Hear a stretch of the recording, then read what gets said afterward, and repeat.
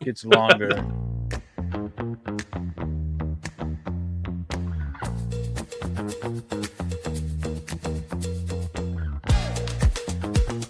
So this is a little slime, which he's so cute. I'm I so love happy him you know so the name. That's Done! yay! I actually done it. This is insane. Okay, I'm so focused on this thing. It's here. hard. It's hard to concentrate. And the thing is, when you're being bullied, you do feel as a child, why are the adults in the world letting me down? Why are they letting this happen? When I started fighting back, changed my life forever. I'm actually enjoying a little bit of wine while we do this because it felt inappropriate to not have libations. Look at this. It is kind of, I don't know what this was from. I had a great freaking time. I chose a Lego set that was like, don't do the flowers, guys. Don't do the flowers. Obviously, I'm the problem because I keep making the same bad decision. I did berate them for a long time about coming on Lego, so when David asked, I had to say yes. Yeah.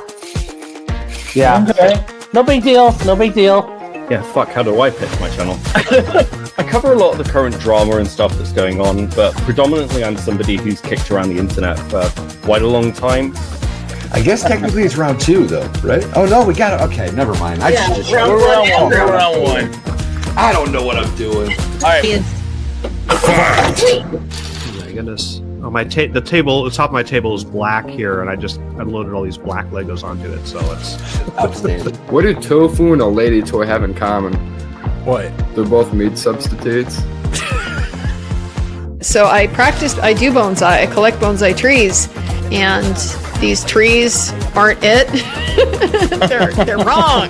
These trees they have bad form. But then in high school, I decided to do all kinds of weird stuff to my hair. I actually dyed my hair jet black at one point, and I have white eyebrows and white eyelashes and arm hair. So I got the part of the base done, and I'm working on what I think is the owl now. See, that's how you get invited back. You just do it really slow. Yes, Expert has the most tattoos. You just can't see them. That looks really cool.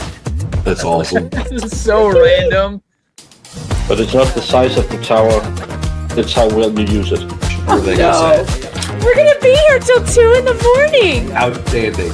It's so past my bedtime right now. Having the problem with this one here. Just tell me what I need to do. You're telling me that Zero numbers. There's no numbers. I'm not sure how you do it. No numbers. right? My kids are going to build this before I'm done with mine tonight.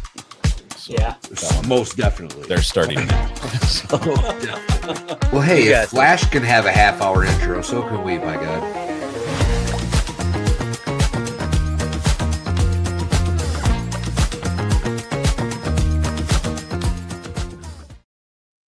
Hey, What's up, everybody? Hey. How we doing? Welcome, Aiden, the man, the myth, the legend, for the return. What's going on? The man of the hour. Of the year. Well, depending on which Lego build, hours. Well, I'm glad you could join us for a Lego stream. It's been, I feel like it's been 2 years since you've been on, but it's been a while. It's been a while. Some things have happened, I hear.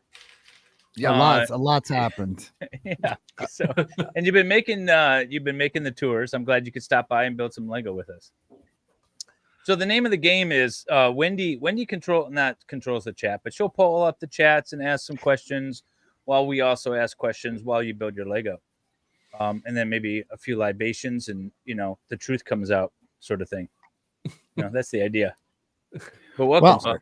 Well, for some here, it's early evening.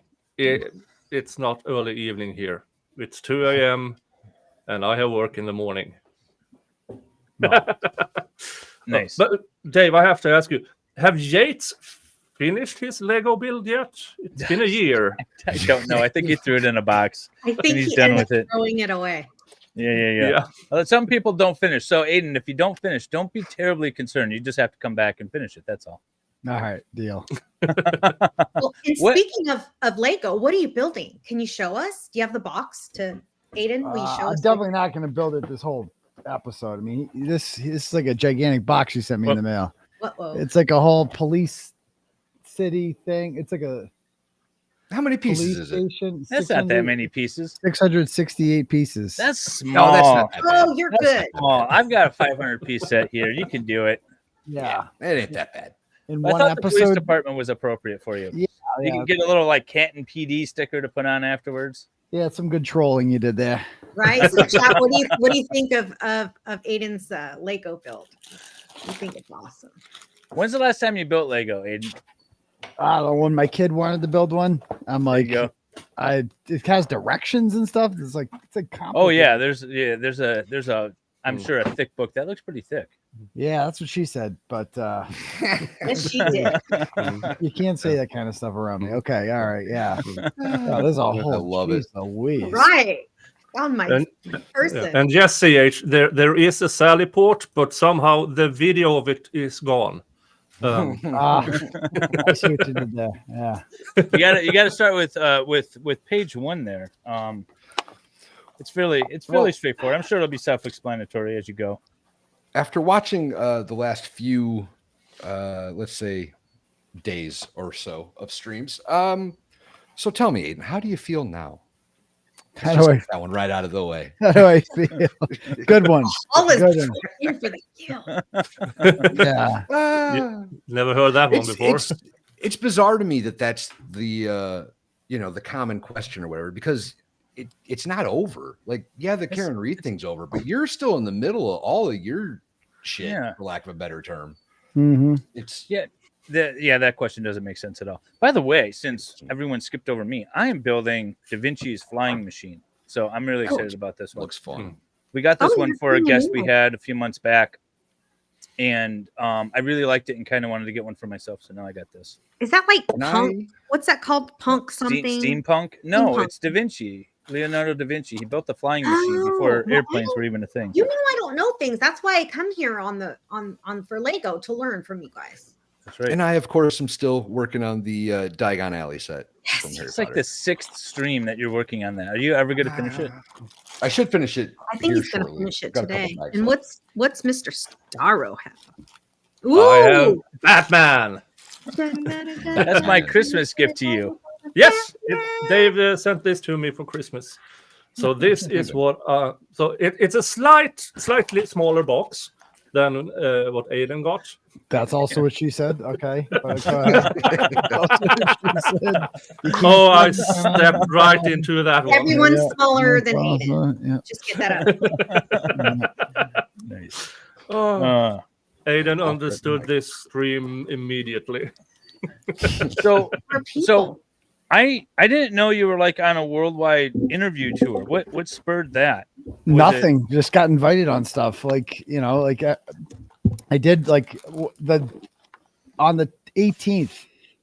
It was in like high demand on the 18th. I went on Billy Bush on my way home from court that day, and then I went on this guy Ryan Godursky's podcast. He used to work for CNN, and then I went on. Then after that, I got a bunch of inquiries in my inbox. A lot of new people I'd never talked to before about the case, like Jason Whitlock. I went on his thing, and but then other people who I've gone on with before, like Mike from the Young Jerks, wanted to have me on, and then I went on with some law tubers like Runkle and Andrea Burkhart and Defense Diaries. Most of them I've gone on with Bob. I think I've been on with Bob. Was it on your channel I went on with Bob? Do you know Bob Mahata? No, not my channel. I've definitely been on with Bob before, but it was not on his channel. But either way, I went on with his channel. Was it with Baker? Was it with Baker? It might have been with the Baker. Maybe me even. I might have. I think By the you way, were there. we're Yeah. always I might have calling been him there. the Baker from now on. That's awesome. The Baker. The Baker. I'm going on with the Baker Wednesday, and looking forward to that. That should be good, fun, dry humor as always. And what the Very hell else? Danish of him with that dry humor. It is very Danish of him. Yeah. I forget what I have tomorrow. I need let me check I got a person that does this for me. I'd be lost you need without a her. person. You need might need two people now. Let's see. So tomorrow I'm on with Justice Served. I'm going on with Justice Served TV at 8:00 tomorrow, and then the Baker Wednesday, and then on Thursday I got no one right now. Cool. So I'm good. Yeah, and then I'm going to go on vacation next week. So, and then we'll continue the horror tour when I get back. I'm sure. So. The horror tour. Yeah, that's what we call it. I'm awesome. whoring myself out to the internet. So, some well, have. I feel like it fits. You're not wrong. Yeah, some have gone better than others. But yeah. All right. So for those of you who are living under a rock and don't know, you have a fairly successful, what do we call it, like a news blog, or how do you define it? Yeah, it's a media conglomerate, I guess. Okay. It's like just a news and information website with a complimentary YouTube channel that supplements the content. At least that's how it was initially designed to be. It was just supposed to be like my YouTube show was supposed to be where I would just go and talk about the things that I wrote about and kind of do a recap of them. And, like everybody was starting to do YouTube content and podcasts and stuff like that. So I wanted to get in on the game. And, I was really more of a writer for a long time. Nobody watched my show. I would get like, up until Karen Reed happened, my average show would be like 300 to 400 viewers live on a good night. And obviously now it's like anything under 10,000 is slow. So it's definitely changed a lot. And I think the story might have something to do with it, but yeah, maybe a little. Maybe a little. Yeah. So I wanted to ask you, and I don't know if I asked you this before, and if I did, I don't remember the answer. How did you get into sort of the journalism game with the website and everything? Is that something you went to school for, or did you just sort of fall backwards into it? Yeah, I mean, I started a website. I was teaching. I was a high school teacher for many years, and history teacher, right? Yeah, history teacher. Yeah, and so I just kind of started a blog on my own, an anonymous blog called turtleboysports.com. It was called, and I just would come home at night and write, because that's what I like to do, and I would try to write 2 or 3 after teaching all day, and after doing correcting papers and teaching classes. I would find time to I would stay up real late and I would just write blogs, and I'd publish them, and then I'd share them on my social media, and I would try to get new followers. And I was I would get grind. I was grinding. I would get close. I'd try to get close to 1,000 people to read my website every day. Like that was what my goal was. But then I remember I published this one article in September of 2014 when I was still teaching, towards the end of my teaching career. It was the story we call Busgate to this day. It was like Busgate? Yeah, we call it Busgate because it was like this. So there was this video that was kind of making the rounds in Worcester, which is the city I'm from. And these parents, these like ratchet parents, their kids were dropped off at the bus stop. And how it works is the kindergartners are supposed to get off first. And one of the parents didn't like this. So apparently she went on the bus and tried to drag her kids off early or something like that. And I had a vague memory of that. Wasn't it like 10 years ago or more? Yes. And so the bus driver slammed the door and shut down the bus basically. And that's when they began filming.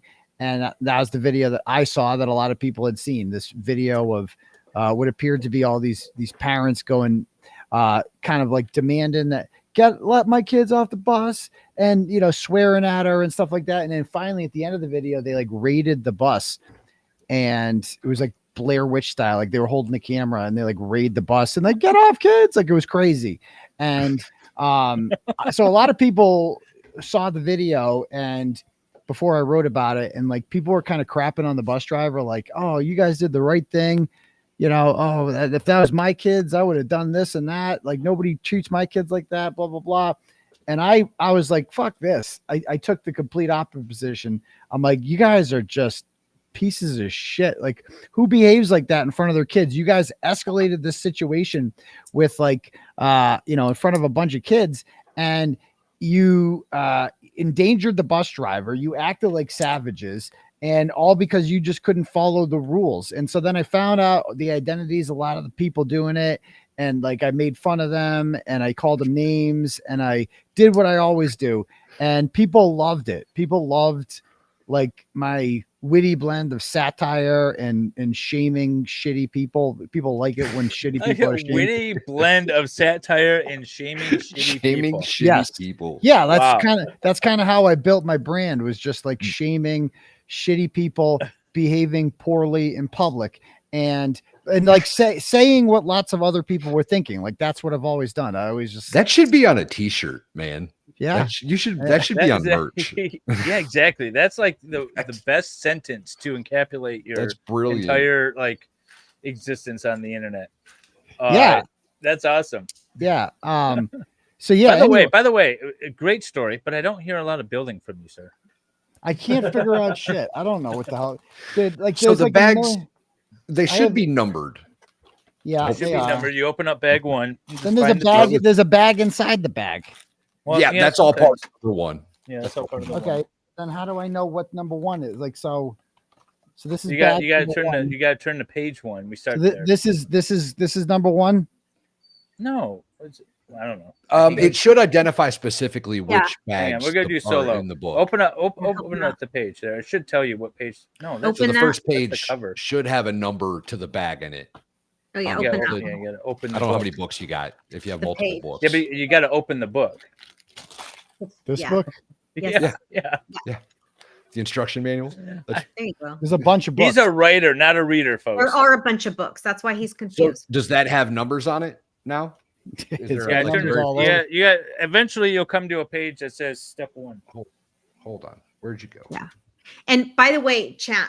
Thank you so much for being patient. Let me see again, Aiden. I know the chat's moving fast, so I'm going to ask the mods if they could slow the chat down just a wee bit so that it doesn't get confusing for the chat. Here, let me pull myself up. Thanks, okay, Mom. next page. Right, next page. Okay. There you go. There you go. Now you got to start finding the people. Okay, so number one, you just take. All right. There should be a thing like this where it says like empty out bag one. Empty out. I don't have a lot of room here is the problem. Empty out bag one, and then a step one, and then step two over here. Try it. Hold on. I got shit falling around now. Aiden, everyone's telling you should have your son come help too. Yeah, he doesn't want. Yeah. Hey, Steve Gosney's in the chat. Gosney's been on here before. Hey, Steve. He managed to make it through a Lego stream. Mods, if you didn't hear me, could you all slow the chat down just a tiny bit? That would be amazing. Not tons, just a little bit. That would be helpful. Thank you so much. Yeah, let's see. All right. I think I've got the pieces all lined up. So now what do I do? I like. Thanks, Irish. Thanks, Alan. Find the brick in the first step, the first two bricks combine, and then they usually just build on top of each other. Okay. Police station. Okay. I'll figure it out. Well, the chat is loving the whole Lego setup. Some of the chat is asking though there's been several hundred people have come in since we first started. So some people don't know who they would like everyone to be reintroduced, please. Could you gentlemen introduce yourselves again? Yeah. Well, I am. Wait, where's our chat? Where's our names? Why aren't our names up? Hey, why aren't our names up? No, because there's a comment on the screen. No, there was before. There we go.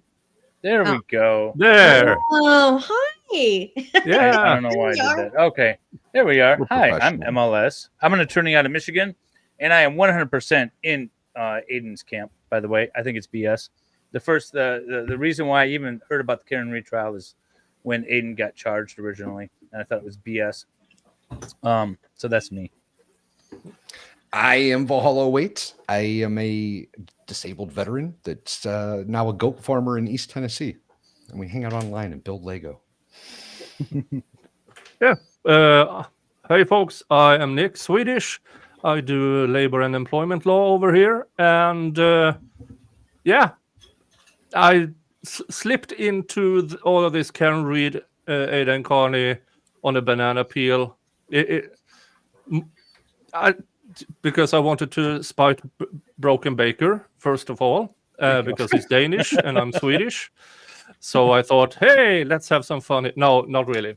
Now, I'm a big supporter of the First Amendment because we don't have one over here. And Terrifying. July 2nd, in Sweden, it became illegal to insult government employees. Really? Yeah. And now the first one has been charged. Now this, of course. I want to know what he said. He called it's a criminal, of course, who was in the interview room and said a lot of words. Can't insult police officers in Sweden. I got to worry about what I say now when I'm in Sweden. Yeah, but the problem is we already had laws against criminals doing that, threatening, all of that. We already had laws. Now, this new law is all government employees.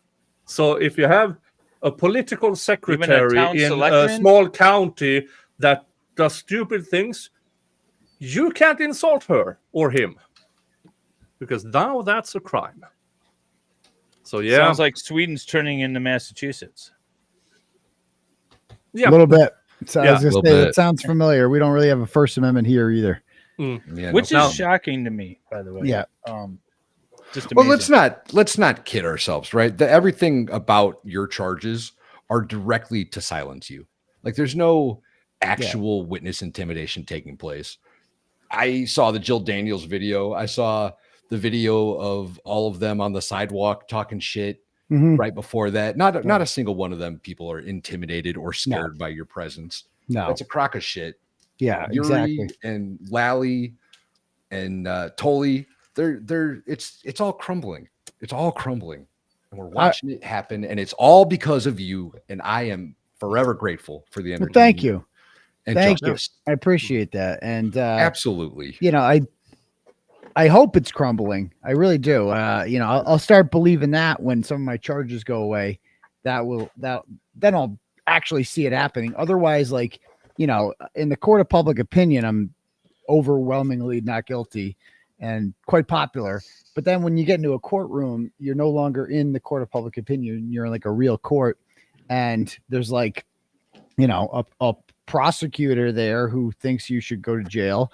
And then there's a judge who isn't biased towards either side. Like I would say not biased towards either side, but like the judges naturally are inclined to like blindly believe that police officers who testify in their court and police officers who submit affidavits for search warrants are telling the truth and are like honest brokers. And so that's the big thing that, you know, like it's an unfair advantage. Like Brian Tully's a liar. Like, I just want to stand up and scream sometimes. Like, you know, this dude is a liar and he's a piece of shit and he's corrupt and he covered up for Michael Proctor. And I could go on and on and on about what an unethical asshole this guy is. And that the mere fact that I'm even here right now, the fact that they spent so many hours trying to build this case against me and for witness intimidation. And it insults the memory of John O'Keefe, because when you compare it to what they've done to investigate his death, no shit. It's like so insulting. Like you put so much more effort into, you know, coming after me than you did to find the people who murdered John O'Keefe. It really did. And to congratulations on your victory last month, or whatever. But to parade that particular woman that will go unmentioned into the courtroom, you know. That whole shenanigans. Yeah, you saw that. Just so that you could they could potentially get you on a bond violation. Yeah. Just Oh yeah. nonsense. Oh, you're talking you're talking about my trial, not the Reed trial. Your trial. Oh, the misdemeanor. Trial. Yeah. That was you know, a good first step. You know, it's a misdemeanor. I'm glad to. It's an actual trial. It's kind of like a dry run to see how this goes. Yeah. And you know, I'm not sure if you saw it, but like, she got destroyed on the stand, and that's going to happen to all of them. Like if they actually want to bring this to trial, like they're all going to get destroyed on the stand because we got so much on them. And that's kind of like what I'm good at, is like building dossiers on these people and finding out everything that they've lied about. And like, I was real organized with that really relatively minor misdemeanor trial. Like we came with everything. We were so well prepared for that. We knew every lie that she was going to say and that they were going to say. And we had like videos and pictures to combat it and police reports to combat it. And I could, reference them right away. So, But it's nonsense that you have to go through it because I don't know if I want to say they clearly set you up, but it looks really, really damn suspicious. They clearly set him up. Well, I don't want to say it. Yeah, I mean, I'll Paul say it. O'Keefe basically testified that they set me up. Like he testified that like I was asked if she could come to my brother's to the hearing for my brother's murder trial, and I said yes. And it's like, well, actually, the appropriate response to that would be no. You can't come to my brother's. No, Aiden's former side piece that sent him to the can for 60 days. You can't come to my brother's pretrial hearing in a murder case because this is what's called a serious and somber event. And it would disrespect the legacy of my brother if I were to turn it into a Jerry Springer episode. Into a circus sideshow that it ended up being. Yeah. Everyone wants to know your thoughts on today's hearing. So I guess we'll ask you. Yes, thank you. Yeah. Could I ask one favor? Yeah. It's just a little distracting when the things keep popping up on the bottom and we keep changing sizes. That would be cool. That would be cool. Totally stop. Yeah. No, it's cool. It's just like it's going up and down and up and down. My bad. No worries. But yeah. So today's hearing was pretty. I thought it was a really good sign because Adam Lally was. Did you guys see it at all or hear about it? I missed it. Yeah. I missed I did my legal snark stream about it just before this one. Oh, I had words, and that stream is now demonetized. And that was quick. Yeah, So- words just happen to come out of my mouth that starts with F and C and T. Yeah, just a lot of interesting words. Yeah. So, I liked it because, I thought it was a really good sign because it was just great to see how these people would be treated without Auntie Bev as the judge and with a different defense attorney. I just feel like Karen Reed got a raw deal because of the judge and because the judge particularly didn't like Alan Jackson. And I think she took it out on Karen Reed because of that and treated her unfairly. There's no evidentiary hearings in a case in which an evidentiary hearing was more than warranted. Like for 1,000,001 reasons, you could have evidentiary hearings in the Karen Reed case. But with this one, like this was like, when you compare the issue in this case that was in front of that court today. So basically a guy by the name Miles King was arrested for a murder in Milton, which is right next to Boston. It's in Norfolk County. It's actually where the state police barracks is that they all work out of, in July of 2021, a shooting. And this same individual, Miles King, 2 years before that, was arrested outside of the same guy's house in a stolen car with a loaded gun, right?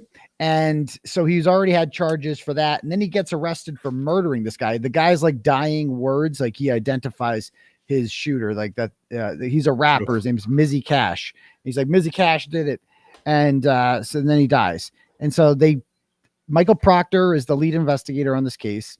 And he does crazy things like he didn't do in the Karen Reed case called like detective work, where he went and pulled surveillance video from multiple like homes, businesses, wait, you can do that? You can do that. Wow, that's I heard they even had something called report. Yeah. It's wild. Weird. What a concept. So we got all that, and this kid ends up getting arrested, and he's in jail the whole time. Now it's been 4 years. Okay. So like, what has happened with this? Well, what's happened is apparently what's happened in my case, in Karen's case, the Commonwealth just gets around to getting discovery whenever they feel like it, which is often never. And like, so they'll request discovery and they'll say, oh yeah, we'll send it right over. Like, for instance, the search warrants for this kid's phone, they never produced those to the defense. They just didn't produce them. And she's been asking for them apparently for years. And finally she had enough. And the point of today's evidentiary hearing, I guess, was to put Lally and Proctor on the stand and find out who was responsible for the defense not getting all these things they requested. And Lally was up today. Proctor just didn't show up. He was subpoenaed. He just didn't show. Just didn't show up. On vacation. On vacation. How is that not like an arrestable offense? Like, on vacation from what? He doesn't have a job. That's what I'm saying. That's what I'm saying. For real. Like, that's what I'm saying. So, like, how can you, if you're by the way, I don't know if y'all caught how much weight that boy has gained, but it looked like he picked up a professional eating job, is what it looks like. Give him 6 more months and he will look like Brian Higgins' twin. I mean, it's uncanny. Yeah. So he boy put on some power. Yeah, he did some real detective work, and they found out, they got this kid's car going to and from the crime scene, and they've identified him, and stuff that you use to build a case against someone. So it shows that Michael Proctor can do police work if he wants to, but he can also do what he did in the Karen Reed case and just not hand over discovery when it's asked for. And so Lally was called up to the stand today, and Lally says, was grilled about like what happened. Like, so we asked you for this discovery. What'd you do about it? He's like, well, I asked Michael Proctor for it. Oh, really? Okay. So what did he say? Oh, he said he's going to get it to me. Okay. And he didn't. What'd you do? Well, I asked again. Okay. Why didn't you go over there to the Norfolk County, to the state police barracks and just get it yourself and just ask him for it and say, I'm not leaving until I get it? I don't know. Well, what are you supposed to do? Like, what is the policy of the state police? I think they are. What is the policy of the district attorney's office when the state police don't hand over discovery? Like, what is your policy with that? Well, I guess I would go and ask this supervisor. Okay, good. So now we're getting somewhere. So his supervisor is Brian Tully. Did you go there and did you ask Brian Tully for his reports or for the discovery on this and say, Michael Proctor is not handing over the discovery? I've asked him X amount of times. He's not doing this. Did you do that? No, he didn't. No, he didn't. And, it's just obvious that he's passing the buck to Michael Proctor, but at the same time, he's just lazy and just, whatever. On the guy that's not there and been fired and all of that. It's also just like no big deal, like to them. It's like there's no urgency whatsoever, like to follow procedure. And like it's like they don't care about the rules. And I'm not a lawyer or anything, but like it was my understanding that like cases can get thrown out on technicalities and like small shit. And the reason the police are kind of taught to, like you're taught this in the academy, how to dot your I's and cross your T's, is specifically because you don't want to give defense attorneys a chance to get your legitimate case thrown out because you didn't do something that you're follow procedure some way, shape, or form. But when you work with a court that doesn't care about those procedural protections, then the police wise up and be like, oh, we don't have to actually do all of this. Right. So why are we going to bother? And it's a systematic issue because the court's not holding them accountable. So then they're not going to do it. So then when you actually have a legitimate defense, it's fighting tooth and nail just to get a search warrant, which you should obviously have. Right. And therein lies the problem, is that they know that these judges, these hometown judges, that they're not going to bust their balls over it. And they'll just be like, I mean, I've seen it a million times.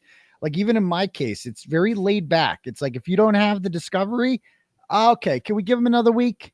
I'm really big. Can we give them 2 more weeks? Okay, cool. And then 2 more weeks comes. We've been asking for the same discovery for like almost a year now. We still haven't gotten grand jury transcripts. We still haven't gotten evidence that was presented in front of the grand jury. And we've had a million hearings about this in which they say they're going to do it, and then they just don't do it. And when they do it, they hand in what is not what they claimed it was. Like, for instance, the other day they said they were giving us 4,727 pages of Brian Tully's communications. And over 4,000 of the pages were just white, not redacted black, just blank white pages with nothing on them. And they just it's like, dude, is this a prank? Is this like, you're for real? Like, you said you had 4,700 pages. You didn't mention that over 4,000 of them are blank. And you present, like, if I'm a judge, I'm like, what the fuck is wrong with you? Like, you're real, like, you think this is a goddamn game? I mean, I'm just a little more serious. It's like, that shit would not fly in my classroom as a teacher at all. I wouldn't, but I would lay the hammer down. I'm like, you think this is a game? This is a goddamn court of law, motherfucker. This is like a serious place. These are allegedly serious charges, and you're treating this like a fucking game. Get your shit together, or I'm going to take your fucking case and I'm going to throw it out the goddamn window, because this is a joke. You're supposed to be these real serious law enforcement officers. You're real serious, right? You come in your suits and ties, and you're acting like you're like legitimate law enforcement, and you treated the case real seriously with Karen Reed and all this stuff. And then you get in here, and you're just acting like a kid that forgot their homework over and over and over again. And it's like, how do you, like, it's just it boggles my mind, like, that, you know, kids in my 11th grade history class are held to a higher standard than these attorneys who get a paycheck from the state, and these state police investigators. They've got to pay. You have a job to do it. And if you can't do it, you're fired. I mean, it's aggravating that these type of people work for us. I mean, if I showed up to anything that unprepared in my line of law, I wouldn't have. I would change. I would have to change career. Well, what you don't realize is that you're not a government employee. Government employees get special treatment.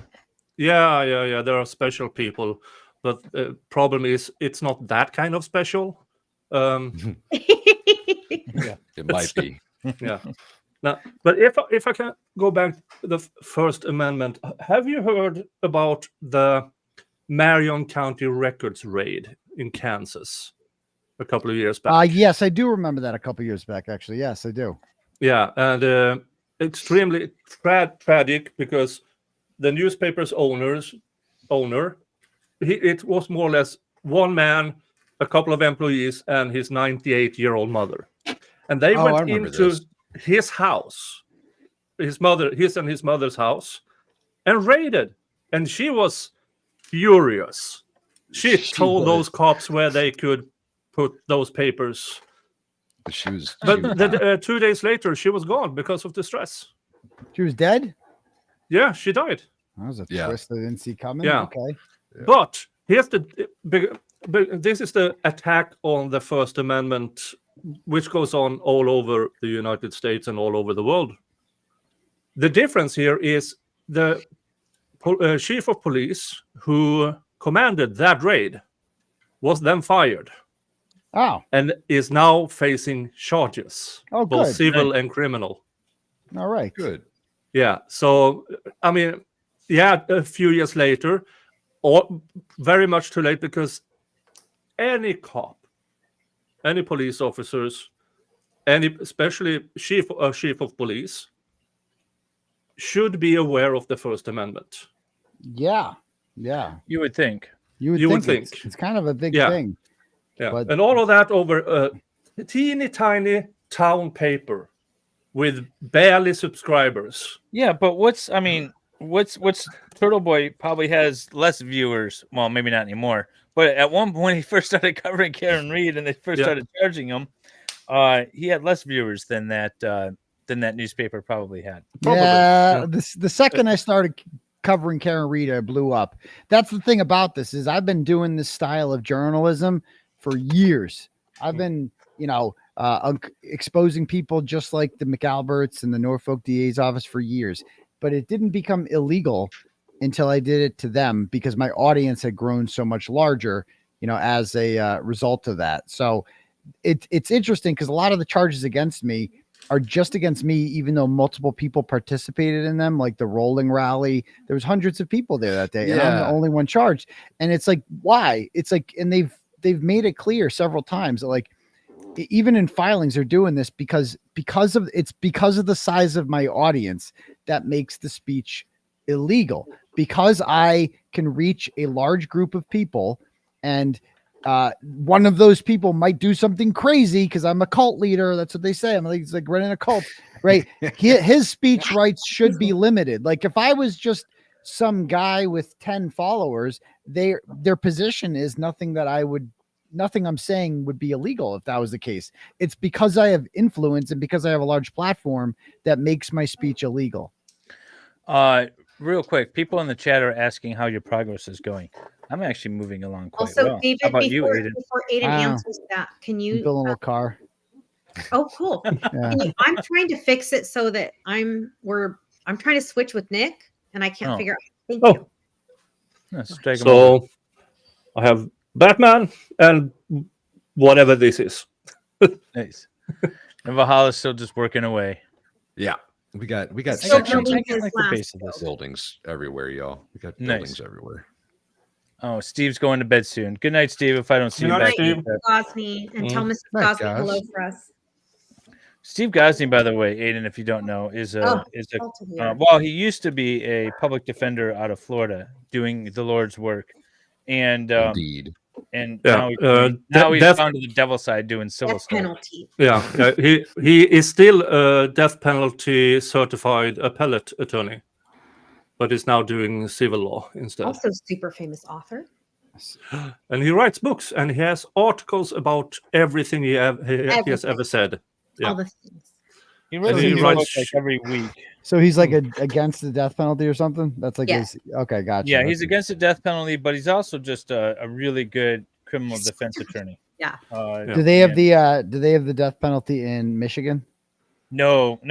We had a guy before we became a state. We had a execution in downtown Detroit where some guy's head came off during a hanging. Oh. And they said no more. We don't want to do this anymore. And so we don't have the death penalty. That'll do it. That'll do it. every That'll time. do it. That's a buzz. So the guillotine. I guess there's no guillotines either. 'cause, No guillotines. Well, not intentional ones, anyways.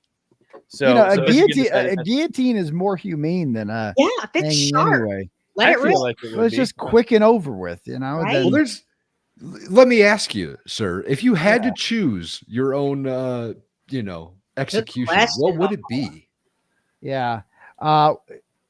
If I had to choose my execution, Yeah. Don't get the That's a state of glorious the idea. subject. yeah, I mean, probably just bullet to the back of the head without me knowing, Quick. preferably. quick and over Yeah, with. like bullet to the back of the head would probably be the best one.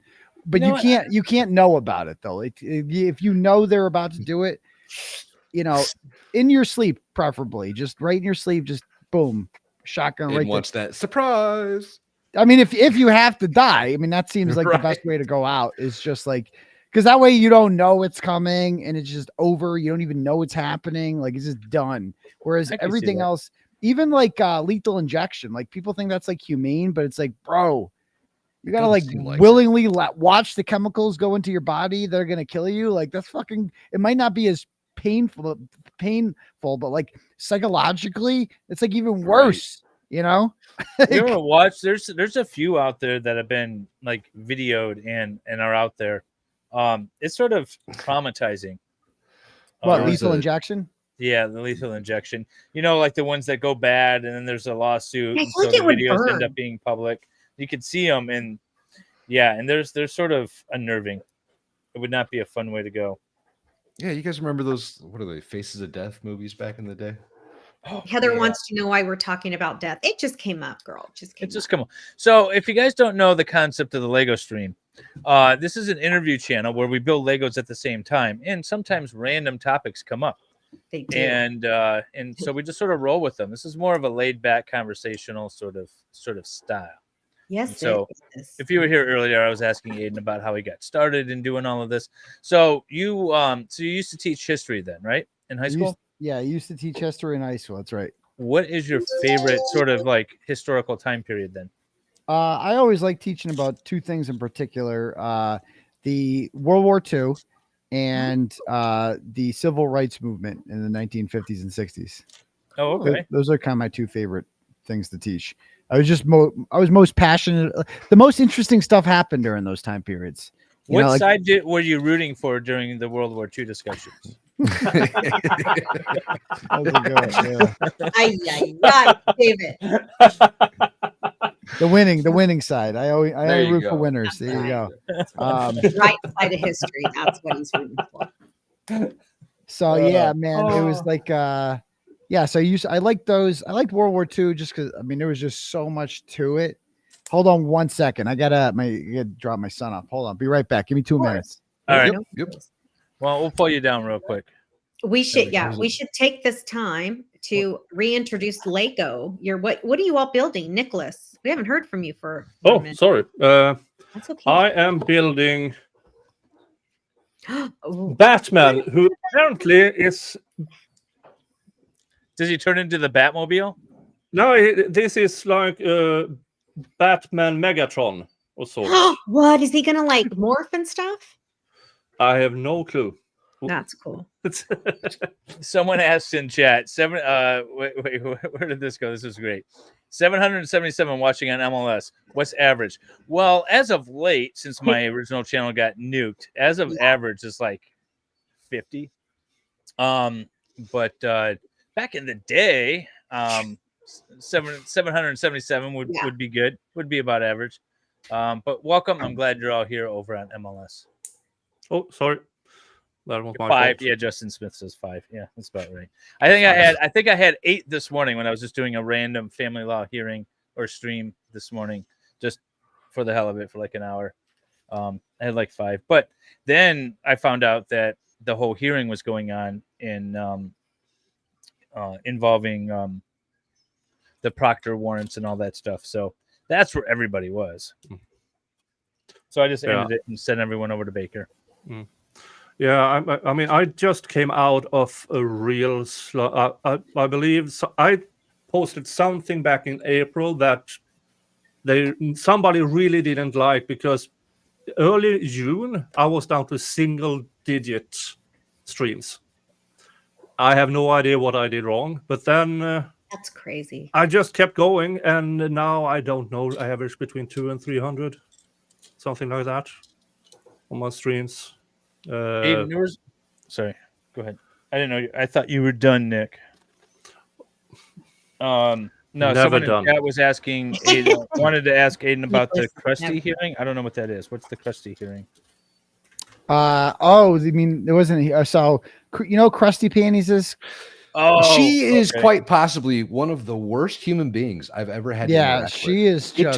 It took 3 seconds for her to call me a Yahtzee in her chat one day, and it was like I was on. Oh yeah, she called me a Yahtzee and what's a Yahtzee? A Yahtzee? That's the polite way of saying Austrian artist fan. Okay. Okay. I was like, what the hell did I do to you, lady? Right? Does she not know who you are?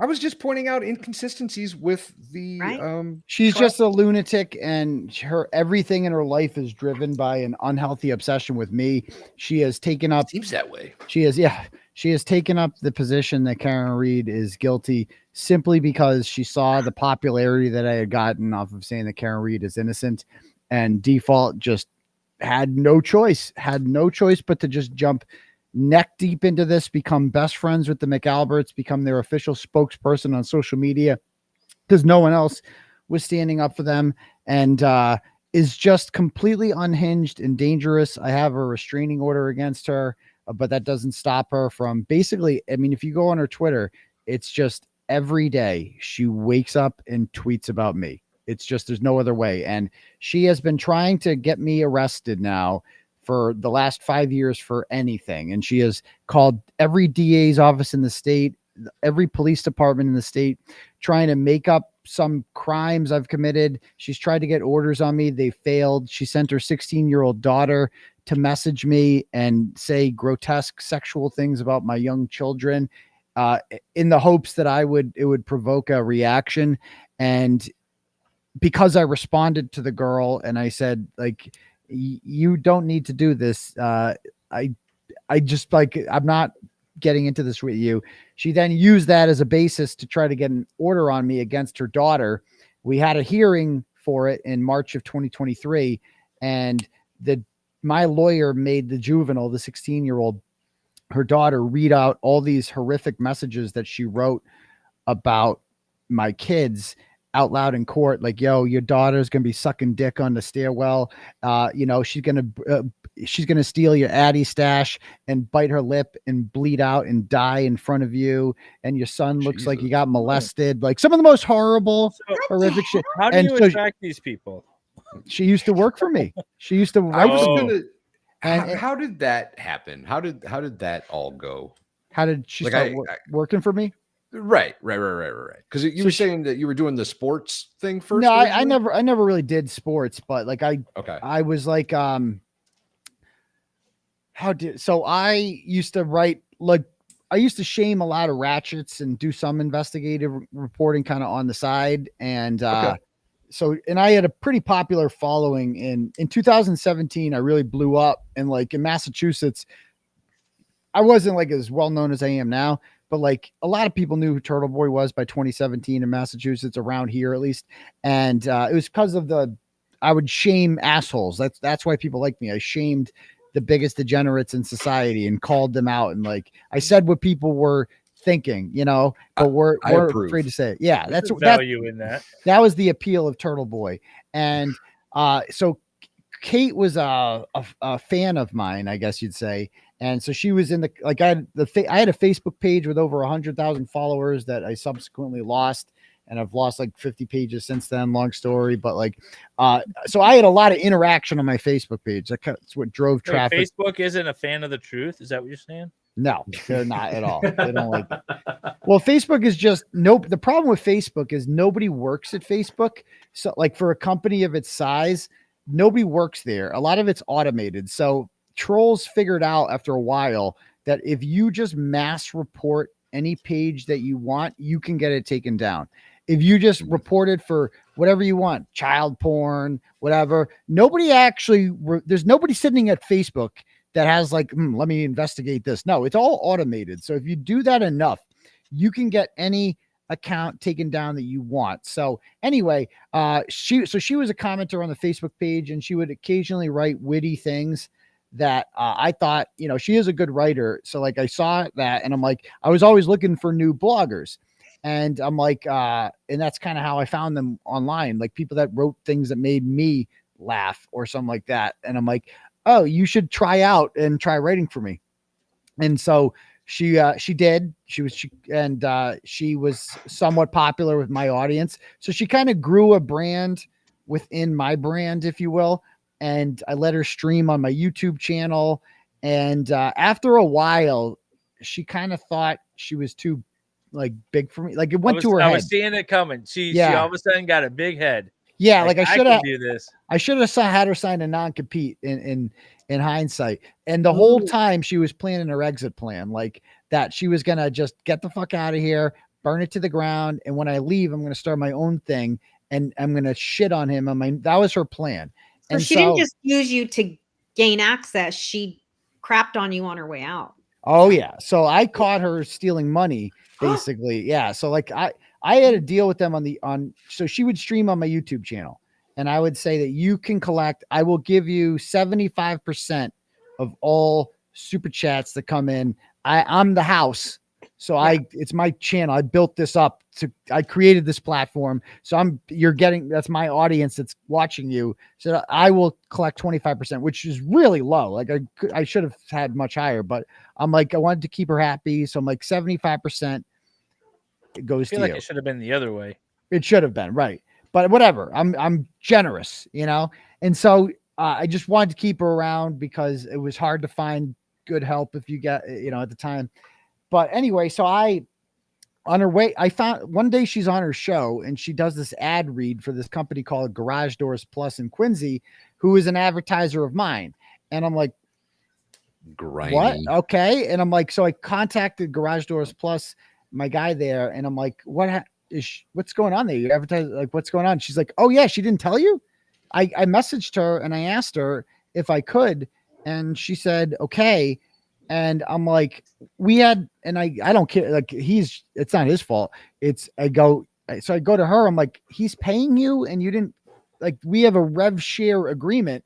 I'm not getting my share from this. You're keeping all the money. And so I asked her about it, and she was like, oh, that was like her, I'm out of here. Like you're whatever. She was looking for a reason to leave. She knew what she was doing.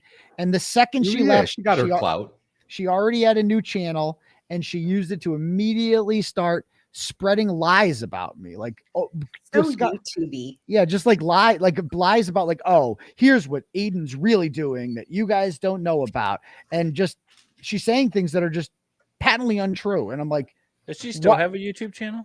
She does. It's called Masshole Mafia Report or something. I don't know. Oh, but she was streaming with that goofball Coffin Daffer and Kevin and by the way, she mentioned Karen Reed today for some odd reason and tried to connect it to Brian Kohlberger. Coffin Daffer did? Yeah, she was streaming. She's earlier. a whack job. I tried to jump in. I tried to jump in her chat, but it kept my chats kept disappearing. I don't know why. So she she starts her own channel. The channel is basically dedicated to me. Like if you go on there, it's just like whatever Turtleboy talks today, we're going to expose the truth people who about make him. money off just streaming other creators' content or talking about them. That's all she does is just talk about me 24/7. And we don't want to knock our prior guest that was on, on Saturday. That's all he does too. Yeah. In a tasteful way. Yeah, but he's he gossips. He actually gossips. He also does about like everybody, not just one individual. That's true. Yeah, it's like if you're on the internet, people talk shit about you. That's what happened to John Yates. There's people that make way more money than he ever did on YouTube. They make way more money than he did talking about him. Yeah. So that's Masshole Mafia. I didn't know the connection there. So so she starts having this obsession with me, posting about me 24/7, and eventually like sends her kid after me, whatever. So like I end up getting a restraining order on her and I get her charged. So she, as it turns out, she is the driving force behind my witness intimidation charges, because we've seen that the police have testified in front of the grand jury that all of the evidence that they have used against me in court has come from her. And because it's on my YouTube channel, like all the things I'm charged with are on my YouTube channel. Not a single thing. Yeah, we went through them right. all. And so broke them down. And you did a good job of showing how they actually cut and paste kind of a sentence there here, was a no sentence context, or they like completely made up things that you said. Well, this is definitely referring to this person. Right. No, it's not. No, back up 10 seconds. It's not referring to this person. And where did they get those clips from? As it turns out, it was all from her. And I figured that because I'm like, there's no way the state police are watching 100 hours of my show. There's just not enough. My shows are long. Like there's no way they sat there and watched every single.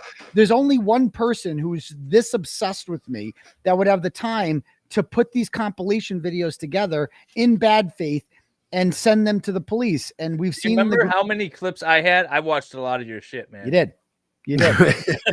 No, but what you did is you went through the charging documents. Yeah. Because they actually put like episode 605 at this mark. Yeah. So they made it easy for you. But she goes through all of them and puts them all together and then sends them to the state police. And we know this because John Fanning testified that his only source of information and evidence with these charges against me is her. Like they trust the crust, as we say it.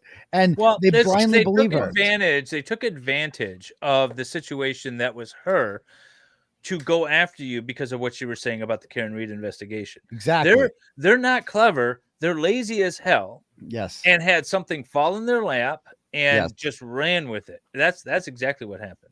Yes, that is exactly it. And as a commenter points out, every relationship I have that sours with someone, if she recruits them. She's like, oh, come join our Isle of Misfit Losers. And you too can join the obsession with Turtleboy. But so she sends these clips out. And as you can see, they're not representative of what I was actually saying. And it's all kind of falling apart now that we've got all their messages and we know how this whole thing started. It all came from her. And as it turns out, she, like I said, I have a restraining order on her. And I also had her charged with witness intimidation because she has said on her YouTube streams before, like actual witness intimidation. She has told me that if you show up if I showed up to her criminal hearings, because she's got other charges as well for violating restraining orders against women who are associated with me. Like she goes after women who date me, who see me. They get orders on Kate because she's insane, and she has violated those orders, whatever. So I've gone to her court hearings, and she went on her she went on her stream one time. I gotta pull this one up. This is great. Don't I trust know the crust. Yeah, you can't trust the can't trust the Thank crust. you, Carrie B. Yeah. Yeah. And so I like she gets all these. Yeah. So I had her charged with witness intimidation, ironically, because she's gone on her streams before and said straight up, Aiden, do not come to court. There will be men with me, and if you are afraid of real men and what they can do to you, then you should stay away from court that day. So literally, that's actual witness intimidation. When you tell somebody, if you come to court, and I'm a witness in their case against her, if you come to court and do your civic duty, then I'm going to hurt you. I'm going to bring someone with me who's going to physically hurt you. And so I went to the police with this, and they're like, oh yeah, this is an easy one. And she was charged with this. And this was back about 18 months ago. This happened. She was charged. And then it's been going through the courts. It's been sitting there for a while. And finally, the special prosecutor on the case called me today and said they want to make a deal. Would you agree to a deal where she pleads guilty to threatening, which is a misdemeanor instead of the felony of witness intimidation? Would you take a deal where she pleads guilty to threatening? And I said, yeah. I go, no quaffs though, no continuance without a finding. I don't want any, like, I want an actual conviction on this, right? I want to be able to say she's a convicted criminal. And I'm like, I don't think she's going to take that. But apparently her lawyer advised her that she should take it because it's better than going to trial with felony witness intimidation. And there's a good chance you could be convicted. So yeah, I took the guarantee. I'm like, yeah, I'll take the conviction on that. So I agreed that today she is now officially a convicted criminal. And it actually, we think that it helps my case, because if the source of all the evidence that's being used against me in my trial comes from a convicted criminal, who, by the way, as was outlined in the last Betero letter, she also in 2020, I don't know if you guys saw this. Did you guys see the YouTube copyright thing with her? No. Oh yeah. So in 2020 with you, with Krusty and me. Yeah. Oh yeah. Where she filed like a fake federal document. Yes. To YouTube. Yes. What a fucking bad idea. Yeah, exactly. Idea. So if you guys haven't heard this, she in 2020, after she left with me, right? She's got a bunch of videos on my channel, right? Because she worked for me. And she filed a copyright against me for those videos because she's in them, and she's like, that's my content. It's like, no, it's actually on my channel. So it's actually my content. You worked for me then. It's mine. And she files a copyright complaint, and you can file a counter note. You can counter that and defend yourself. And so I did. And when that happens, the person who made the copyright claim, they have to show YouTube a copy of a complaint that they filed in federal court alleging copyright infringement on their content. And so she obviously doesn't have that because she's too lazy to go out and like file an actual lawsuit against me. So she submits what appears to be a federal complaint in the United States District Court of Massachusetts. And I look at this, and it's got a whole complaint lined out of her name's on it, my name's on it, all these allegations are on it. And I'm like, this looks like a real complaint. Holy shit, did she actually sue me? And then I noticed in the top right-hand corner, there is a docket number. And so I Google that docket number, and up pops a case from 2013 called Liberation Music versus Lendig or something like that. And this music company had sued this guy or whatever for copyright infringement. So she found an actual existing case from United States District Court of Massachusetts and just took it and used it as a template and wrote up her own facts of the case, but forgot to change the docket number at the top. And that's how I caught her. And so now it's even better because this is the lone source of the person who has provided all the evidence used against me in my indictments is is now a convicted criminal, and B, I have a restraining order on her, and C, she admittedly forged a federal document for the purposes of hurting me financially and limiting what I can say. And so this is the individual, and every video she submitted is selectively cut and edited to change the context of what I'm saying. And so this is the person that they intend to, use as the primary source of information in the trial. So like, they don't want a trial. Like, trust, there's no way they can want a trial. Like, you're going to put that woman on the stand, like, she's going to get annihilated. Like, all these people are going to get destroyed. Like, they were humiliated in the Karen Reed case. You guys want, if they want to do this again, we can do this again. If they want to fuck, we can fuck. That's what I say. Let's fuck, right? If you guys actually want to fuck, we can actually we can get many friends. Fucked. I don't know. Like, we can fuck if you guys want to fuck, right? If they want to come in a room with us and we can just get it over with and let's do it. But I don't think they want hang it out. Yeah, I don't think they want that. I don't think that's a good idea for them, because they're going to end up humiliated, right? Why did they have a special prosecutor for your case?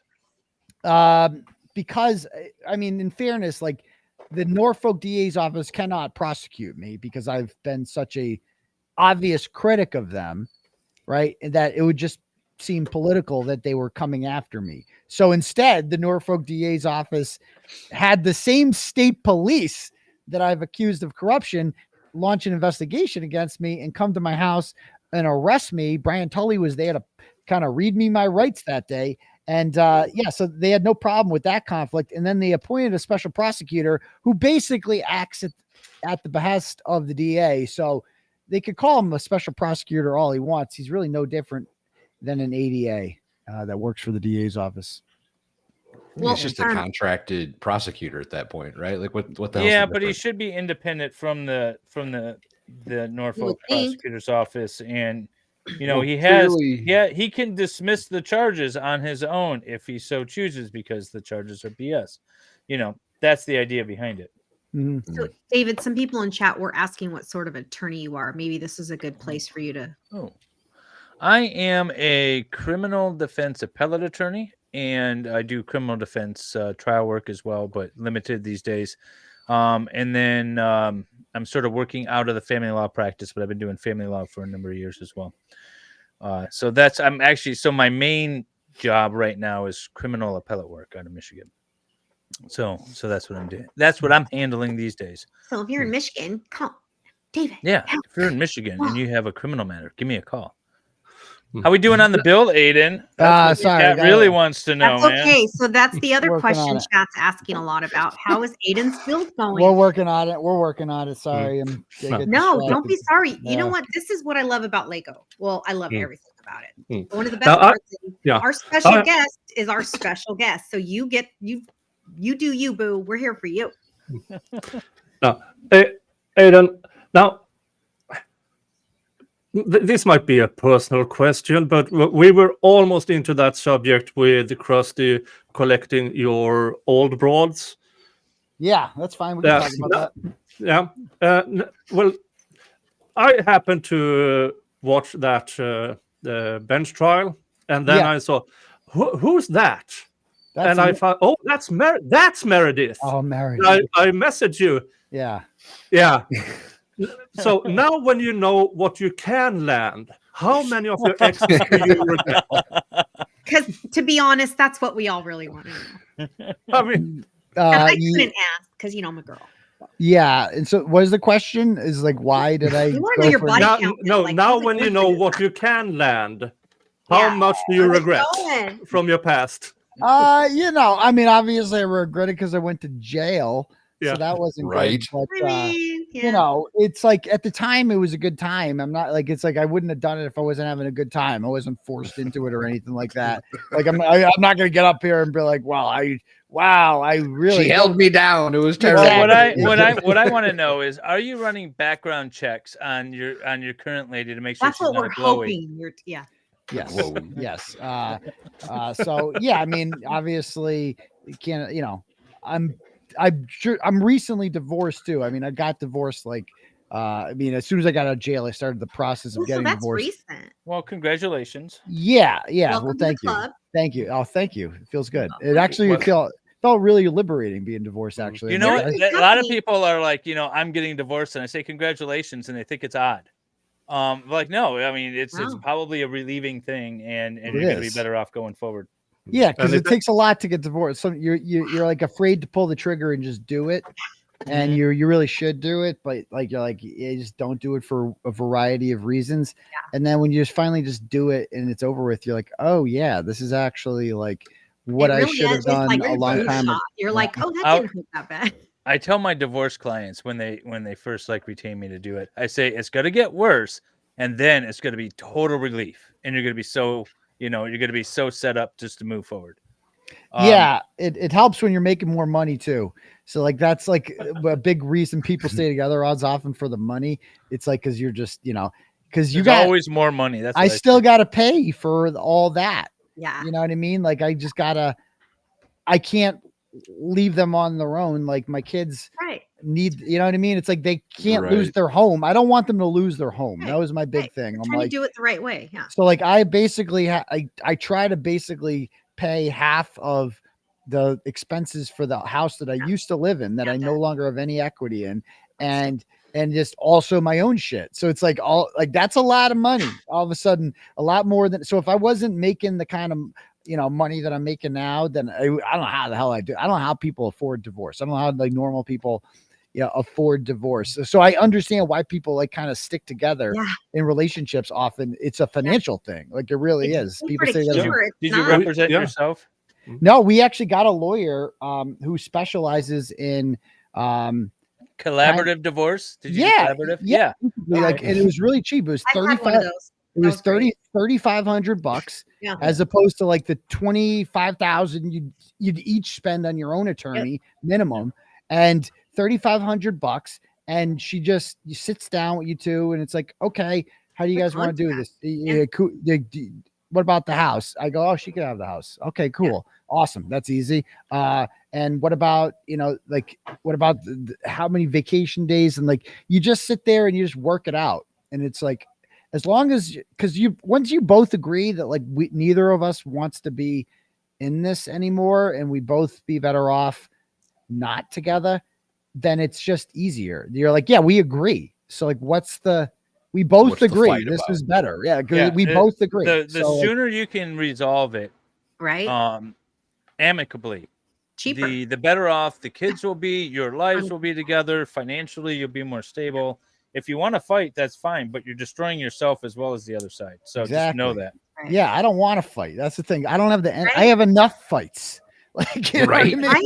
I got enough fights on the So internet. chat is asking, are you amicable then with her now? Are you both Oh are yeah, seem- yeah. I mean, Awesome. I have my own thoughts, but like as far as like I don't fully get along with anyone, but I That would try be weird. If you did, that would be weird. Yeah. Yeah, it's like I just like my son was just here. She just came and picked them up, and I'll see them tomorrow, I'm sure. And we'll text her and like, what are you guys doing today? Okay, cool. We're doing this. All right. Well, I can come get them at this time. It's like you're cordial. There's no reason to just. I would never want to be in one of those divorces where just like things meet me at the police station. We'll do the exchange there with the kids. Right? Like there's a lot. Inside. It's like. Yeah, exactly. It's like there's a lot of divorces that are just nasty, I'm not interested in that. I like the nasty ones. I They're bet. my bread and butter. Yeah. That's how you make your money. Yeah. So Aiden, who is your role model then? Who would you say is your most you maybe have more than one, maybe like a childhood one and then an adult one, because you seem to have a good ethic, especially with your divorce situation. Who's your role model? My parents probably were definitely my role models, I think. As far as just defining or creating the moral compass that a person should live by, and just being decent or whatever. And even though I don't live up to everything they want me to be, a lot of things I do that they wouldn't approve do you of. set standards for yourself based on how you perceived your parents when you were younger? Oh yeah, like, and I feel do. like I feel like I can never live up to them. Like no matter what I do. And then I blame it on the 70s and 80s being such a good financial time. Yeah. Well, I'm just like, how did my mom, like, I look at all the shit, like my son's 7 and my daughter's 10. And I think about like what I was doing when I was their age. And like, I was like playing the piano and like, we did like theater, like plays every summer. And I did basketball and I did, I was doing so much stuff. And I'm like, it was in the Boy Scouts. And I'm like, how did my parents have time to get me to all these places and do all this stuff? And I'm like, I feel like it's like I'm not, and like my kids, like when I was a kid, my mom would make me read an hour every day. Just had to read. And like my daughter, it's like I'm trying to get her to read 15 minutes. It's like pulling teeth. And it's just like, I just feel like I'm like, I'm not a good as parent as my parents. Cause I'm like, it's like, my kids aren't as obedient as I was. I don't know how to, I know it's just, and a lot. Do you think it's society though? Do you think it's society? I do think everybody I know is. We're not allowed to beat our kids anymore. Right? You will get arrested. Yeah. It's just like, I just, like I gave my daughter, my daughter's 10 and she's got a phone. It was a hand-me-down phone. Like, so it wasn't like when I bought her a phone or whatever.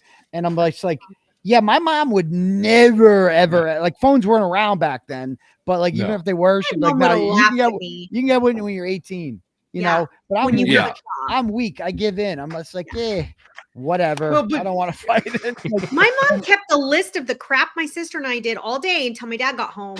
And then he came home with the belt. That was it. Yeah. I mean, I'm a really good kid. I'm a good adult. So I mean, whatever. It's like, well, there's something to be said though, right? With withholding something like a phone, right? Like, and I'm on the side of kids shouldn't have phones, shouldn't have internet access, probably. But there's also like part of that means that your kid's gonna fall behind. You know what I mean? Like if the rest of these kids are playing on their smartphones and tablets at 4 years old. If you make a kid wait nowadays till they're 18 before they really get into computers, or like it's a weird line to balance. I think the other thing is, so my son is right now working at a summer camp. He's 18 now and graduated high school, but for 3 weeks he's not going to have his phone with him, and he's actually looking forward to it. And I was just telling him, it's like, back when I was his age, you didn't have cell phones, but there was pay phones everywhere. Right. So now if there's an emergency, there's no phones to access either. It's just a completely different world. It's called figure it out. So I guess what the answer to that is just like, I just feel like I can never live up to them. Like no matter how, because it's just like, and I like what we eat, like for instance, like my son is 7 and he only wants to eat like peanut butter sandwiches and chicken nuggets. He's like so particular, and like cheese pizza. And it's like, so when we go to like my, parents' house or something like that or wherever, and I know they're not serving one of those things, it's like, we gotta pack food to bring for him. Whereas like, it's like, if that was me, my mom would be like, oh, so you're just going to go to bed hungry then. Yeah. Like you're just it's like, you're just, it's just like, and I don't have the stomach to be like my mom. I don't have the stomach to just be like, watch a kid cry it out. And because that's what he would do. He would cry. If he didn't have what he wanted for dinner, he would cry. And I would have to just, I would just give in. It's like, I just give in because it's just easier sometimes to just give in. Do you think in. our parents are stronger than us? Or like one of the guys was asking, do you think it's more society putting the pressure on us to not? They had less options. No, I think we're lazier. I mean, I'm not gonna lie. No, seriously, I want to know too, because I still have little kids at home too. Well, because I'm lazy. That's what it comes down to. It's like I just don't have, because I know. All right, so if I can make my son eat like a healthy meal, like chicken, rice, and vegetables, I know I can make him do that, right? But it'll take an hour and a half because like each bite will have to be like, it's going to be a fight. Oh yeah. It's like, okay. And then I start compromising and I'm like, well, okay, if you take 4 more bites, then you can have dessert. And it's like, and then he's like, 4 bites.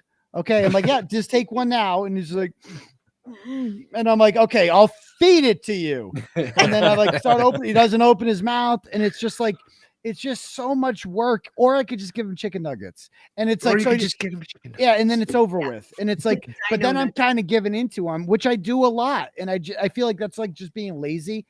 And I'll admit it. It's I like, think I'm you're just right. being I just lazy. didn't want to say that out loud for I just don't want to do the fight. I don't want to fight with him, and I don't want dinner to be 90 minutes. And so I just give him.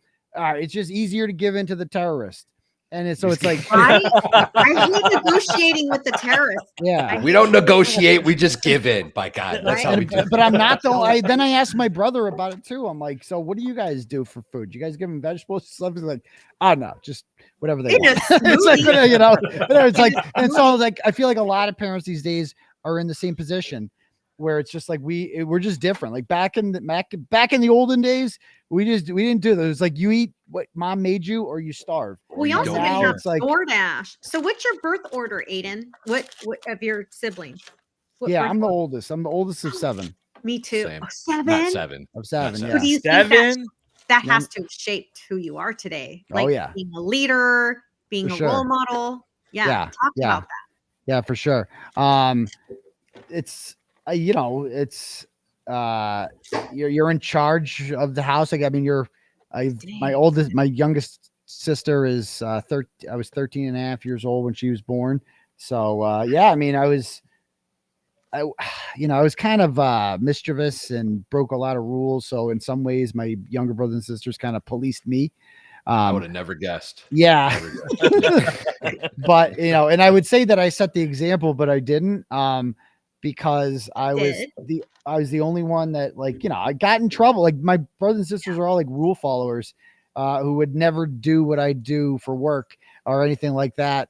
They, you know, They towed the line. yeah, I mean, we're close still. Like, their family, I'll always be family with them, but they're not like me in that regard. Like, they would never do what I'm doing, and put themselves out there like that and make themselves, you know. Well, they're not born first. It's a firstborn thing. Yeah, maybe that's it. I don't know, but yeah, A lot of it. Let me actually kind of. You say they're not like you, right? Because and I think it's pretty safe to say that you're a pretty unique fella, right? What is it that's keeping you in this, right? Like, obviously your own charges, and I'm not taking that. I'm pushing that aside, right? Because even with your own charges, like, yeah, you're in it, but you could opt out of this. You know what I mean? You could take a plea deal. You could stop speaking against all the corruption. And it's not like, here's the thing that gets me is it's not like this isn't a serious situation, right? Like the Birchmore girl, you know what I mean? Like these cops are literally out there ending lives. So it's not like it's not like the danger isn't a real thing. Mhm. And I know it's 60 days in the clink. You had to, like, some of this had to have crossed your mind at some point. Yes. yeah. I mean, well, not really, to be honest. I mean, it was never a realistic solution because this is what I do for a living. Like, I can't not write. Like, I also have to eat and pay the bills. You know, it's like, this is what I do for work, is cover the Karen Reed case. So I couldn't, like, if I got out of jail and then I'm like, so let's talk about tariffs or whatever the fuck everyone else is talking about. Like, you know, like, people would be like, I'm out of here. Like, I'm not interested. I don't want to hear about that. I don't want to read about that. I have no interest in hearing your opinions about that. I'm here for the journalism and the Karen Reed case and stuff like that. So, like, and that's what I love too. So, like, I had no choice. Like, I have to keep doing this. And I did think about that. My first night out of jail was the first time I actually put any actual thought into that. I was like, it was a tough transition. I did sleep well. Like, I got like 8 hours of sleep in jail. Oh, I bet. Every night. But then, Tell like, me you got something to eat on the way home. Get something greasy in you right away. Like no, Wendy's, McDonald's, something. No Baconator. Got to be the Baconator. Yeah, Wendy's was the first thing I got when I got out, for sure. And so, like, you know, but then I get, you know, that first night, it was just surreal being out. It took my kids out to dinner, and then it was the last and only night I slept at my ex's house because I had nowhere to go, basically. And I'm like, I'll be out of here tomorrow. Let me stay here tonight. I'll sleep on the couch or whatever. And I did. And so I'm like lying on the couch at like it's getting later in the night, and then it's 12, then it's 1, then it's 2, then it's 3, and I for the life of me just couldn't go to sleep. Like I tried, and like every time I would look up and I would see the pictures of my kids on the wall, I was just like, I can't ever leave them again. Like I can't do it. Like no, I can't do anything to jeopardize not being around them. I can't. Nothing in life is worth it. I would be sitting in jail like hating myself if it ever happened again. And so I couldn't. I'm like, that was the only time I ever pondered giving a go, because the only way to truly ensure that I will never go to jail is to stop doing what I'm doing. Like that's pretty safe, because like anything I say on my show can be misinterpreted, taken out of context. We've seen where that's the foundation of my charges is with out of context. DA that is happy to charge you with bullshit. Especially with the fact that there's a crazy person out there named Krusty Panties who literally exists to try to have you charged, with crimes. Did you guys ever hear the voicemail that she left me? On my third night out of jail. Oh, you guys got to hear. Oh, you got to hear. Oh, we want to hear. Oh yeah, let me pull this up. Let's see. Hold on. By the While way, you're chat, looking while for he's it, looking for that, sorry, Valhalla. We've got the gives and go up, so don't forget to click that, please. Oh, yeah. The Turtleboy Defense Fund. It's pinned in my chat. I'm sure some of the other chats have it pinned. I'm surprised we haven't mentioned it as well. So go help out Aiden on the defense fund front, y'all. All this shit is expensive. All of it is super expensive. And he's got quality lawyers. You think Lego? Yeah. Ask Dave. He knows exactly how expensive, how much he charges. Wait, for what now?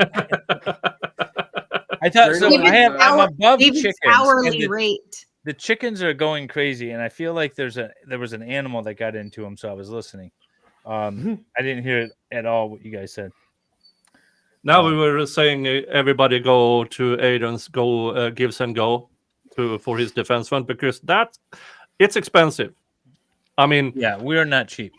This is well, we want to got $50 just now. We've got 20. Yeah, I'm gonna put something 30, up here too. 50.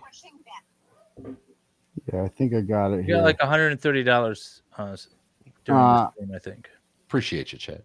Nice. Let me know if we have a very generous group of people. Yeah, you gotta play it through the speaker. Yeah, let me know if you guys can hear this. Hold on. Okay. Hold on. I'm gonna mute myself. Again, it's Kate Peter. Krusty. You guys can hear that?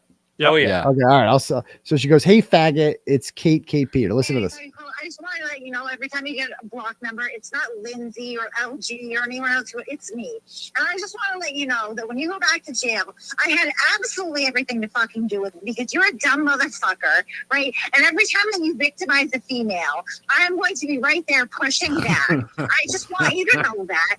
Please, just on your fucking live show, I am going to get the best of you. You're a bad person, and everybody's going to see it. Have a nice day. By the way, Karen Reed wants nothing to do with you.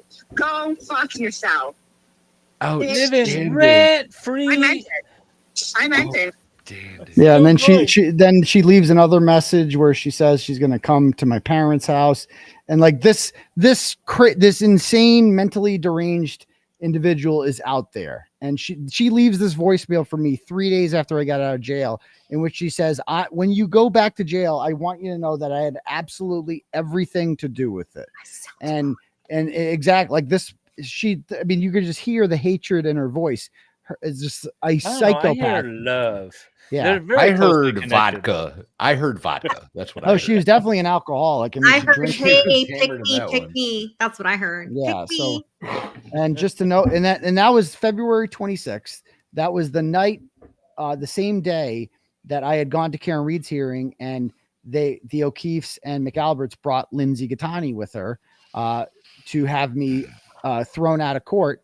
And I was charged with violating a restraining order. So Kate leaves this voicemail with me, knowing that I am about to be charged the next day with violating a restraining order, because they had already spoken with the police. They set the whole thing up. It was all Kate's idea. Kate, Lindsay, Paul O'Keefe, they all came up with this idea together to have me thrown back in jail. And, it's like to know that people are out there that are so dedicated to doing this to you is a scary thought, especially because they have. It wouldn't scare me as much if the police didn't listen to them. Like the fact that they have found a company here with the police. That's the problem. People shouldn't be able to manipulate the police and the prosecutors in that way. They should be able to see through it. I've had cases where I've had a woman try. Well, no, manipulation. No, it's not I think manipulation. that these cops in the DA's office and Tully and agreed. Proctor and Yuri, I think this is just who they are. I think they're unethical pieces of shit that are taking advantage of these women as well. Yes, and the friend of my friend is my enemy. They're happy. Like enemy is my friend. You guys said it before. It was like they're happy to take that. Like, fine, you guys are gonna do all the legwork for us. Oh yeah, sure. Yeah, you want to compile all the stuff? Sure. Yeah, we'll take it. We don't like them either. This is very convenient. They're very convenient for the police. Yeah, but and it's also plausible deniability. Oh, but we believed her. Yeah, right. Well, maybe you should have done a little background research into her and you'd realize what a complete psychopath degenerate she is. And maybe we should take this opportunity to do something special for Aiden that Nicholas has ready. What? Wait, what? Yeah, Aiden, I don't know if you heard this one before, but a couple of weeks ago I asked an AI songwriting app. Oh boy. Yeah. To do a little something. All right. Okay, ready, kids? Wait, you got to pull it up. Here we go. Well, whoops. You pull it up. I'll play it. How's that? All right. Sounds good.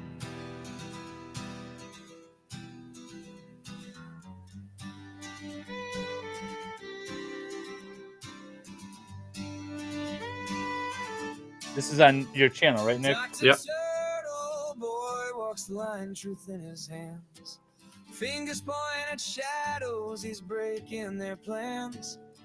Corrupt suits in the courthouse playing their I know. Can we turn it up? The lies they sling won't Yep. tarnish his name. They try to bury him, but he won't go down. Fighting for justice in every crooked town. Dr. Turtleboy standing tall in the fight. Truth's his weapon shining through the night.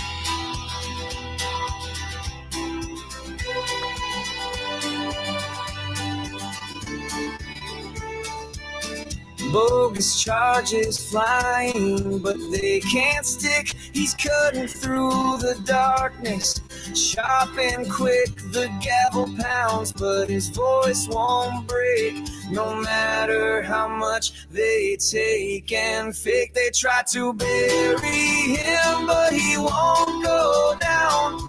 Fighting for justice in every crooked town. Dr. Turtleboy standing tall in the fight. Truth's his weapon shining through the night.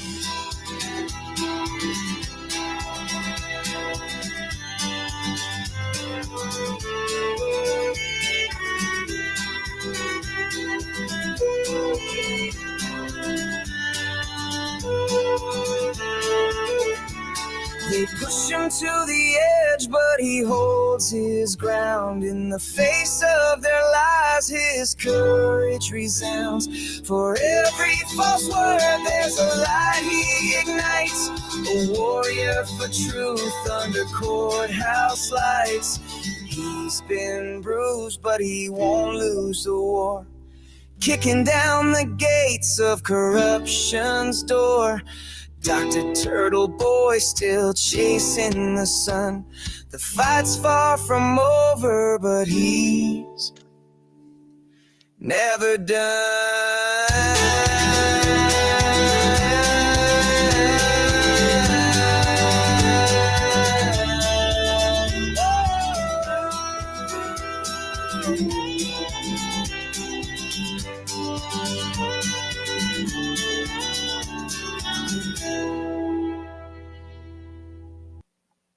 Awesome, man. Thank you.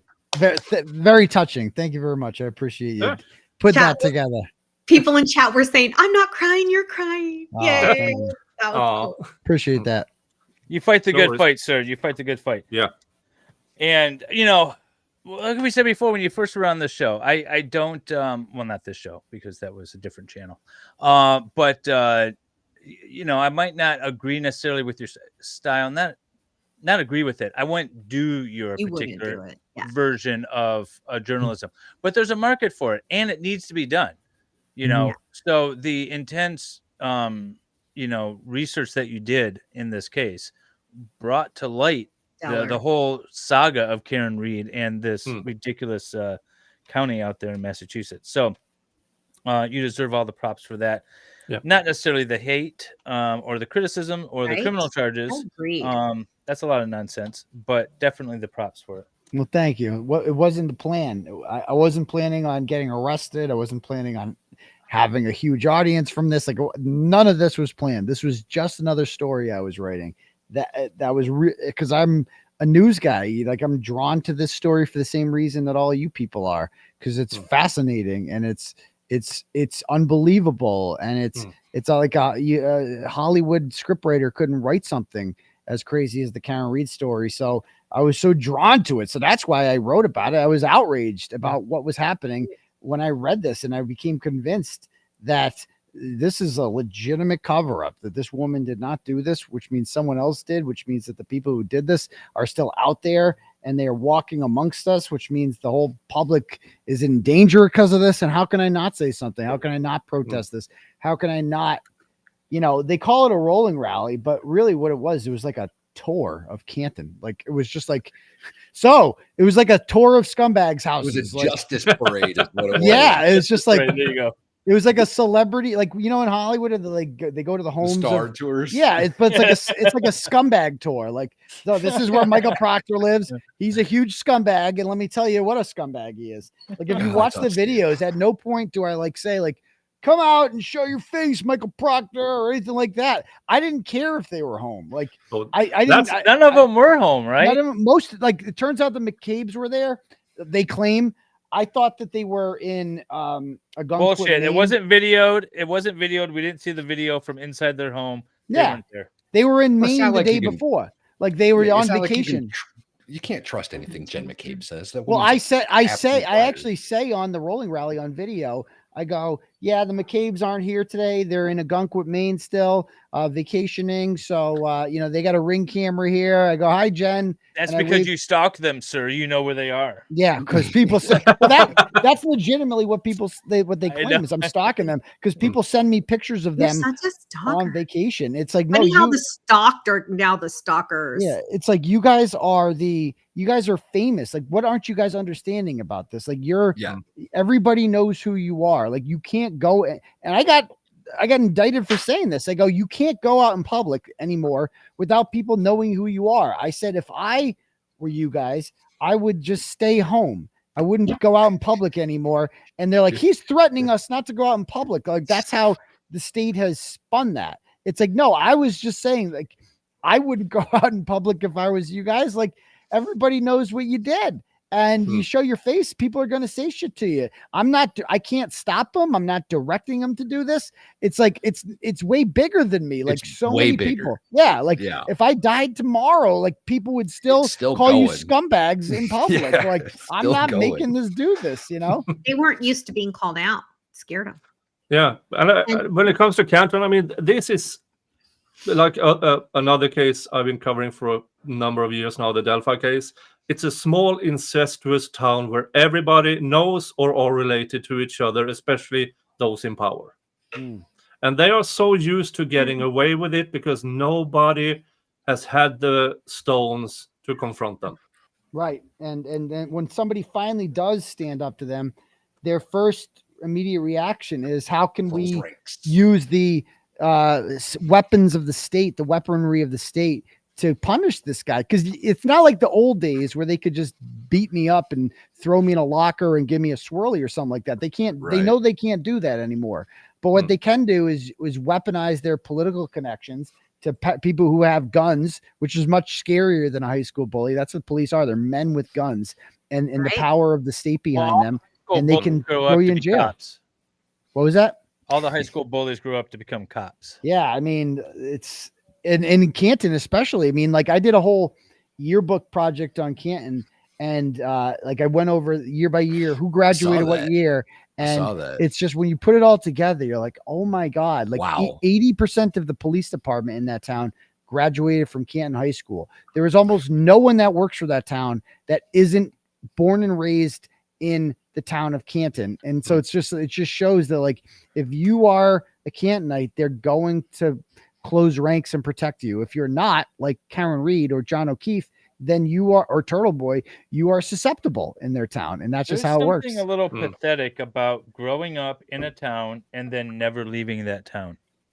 There's something very pathetic about that, actually, especially when that's like your big claim to fame is like, I mean, Chris Albert thinks he's like the Don of Canton because he like owns a pizza shop in the middle of town and makes mediocre chicken parms. And that's what I said to these, and that's what I said in my videos early on. I'm like, they don't want to be small fish in a big pond. They want to keep their big fish status. Yeah, I mean, that's what I said in my videos early on, is that like these, you know, I'm like, these guys, I go, because everyone was so afraid of the McAlberts. And I'm like, what are people so afraid of? I'm like, I'm not afraid of these douchebags. They make mediocre chicken parm in a small can. And like, it's like, what you punks don't scare me. And I stood up to them and they were like, oh shit, our usual plan of scaring people isn't working with this guy. So now we're going to transition into becoming victims of him. We're going to present ourselves as scared victims, which is just so laughable when you see that CF McCarthy's video of them taunting me. With you. It's like, are you fucking kidding? So that's one of the things, like in order for there to be an assault or something like that, or a threat, don't they have to show some sort of actual fear? No, I mean, is that not a requirement? No, well, because it's what witnesses testify to. So, for instance, if Jennifer McCabe comes on the stand and says, "I'm in fear of him," right? That's all it takes. That's witness testimony. If she never expresses it, and in fact she does like the opposite, like she sits there or mouths back at you or confronts you, isn't that like a like prima facie, like it would be in Michigan, or at least it could be in Michigan? That's a matter of a case of like, you're not afraid, therefore this case fails. I had a case once where there was aggravated assault or aggravated harassment, and I couldn't get the prosecutor to kick it. And then we went in front of the judge and took a plea. And the judge is like, wait a minute, where's the aggravated harassment? There's nothing here. This is bullshit. I'm throwing the case. Well, what they would say is that's a matter for trial. Like, that's what the judges always say, is that, well, there's probable cause exists. Judges that don't want to do their job say that don't want to throw the case out, right? It's like, well, they go, the probable cause bar is so low that all you have to do in a grand jury is just say, I'm in fear, and the other side isn't presented, and you get indicted. And in order to have a case tossed using something called a McCarthy or an Odell motion, is you have to show evidence that the jury was lied to, basically, by the prosecution. And, you know, if Jennifer McCabe says that she's in fear, right, and what a judge would say is, and we contend that she's not in fear, he would say, well, that's a matter for trial. Like, this is not, and you're right. It's like, they just don't want to do it themselves. They'd rather kick the can down the road and have somebody else adjudicate that, not caring that, like, trials are expensive. Trials are incredibly anxiety inducing. And most importantly, trials give defendants a reason to plead to something they didn't do. Like, that's that's one thing I've learned from this, is that, like, they can just use this against, like, the fear of going to jail is a very powerful motivator. And so if they come, you know what I mean? And so, like, they do well in jail. Yes. So they can use that and leverage that against you and just say, well, why don't you just plead to this thing over here? I mean, that's basically what plea deals are. It's just like, they take your fear of going to jail and use it against you to get you to do something that you don't really want to do. Right. But it's better. You also can't afford to take the risk. This is why so many people take pleas. It's like, they can't afford to take the risk of, you know, something. So, yeah. And I learned just a few days ago that Massachusetts doesn't really have a speedy trial. Yeah. What? Look at this thing. Yeah, which cool. is extraordinary, because that's what we have here. That's awesome. Cool. Yeah. I got to put the wings on it yet, but I like this thing. I like that. Da Vinci's flying machine. Yeah, I've got it in a box right here. I can't wait to build it. Oh, you do too, Valhalla? Yeah, Love that. Yeah, I've got it. Nice.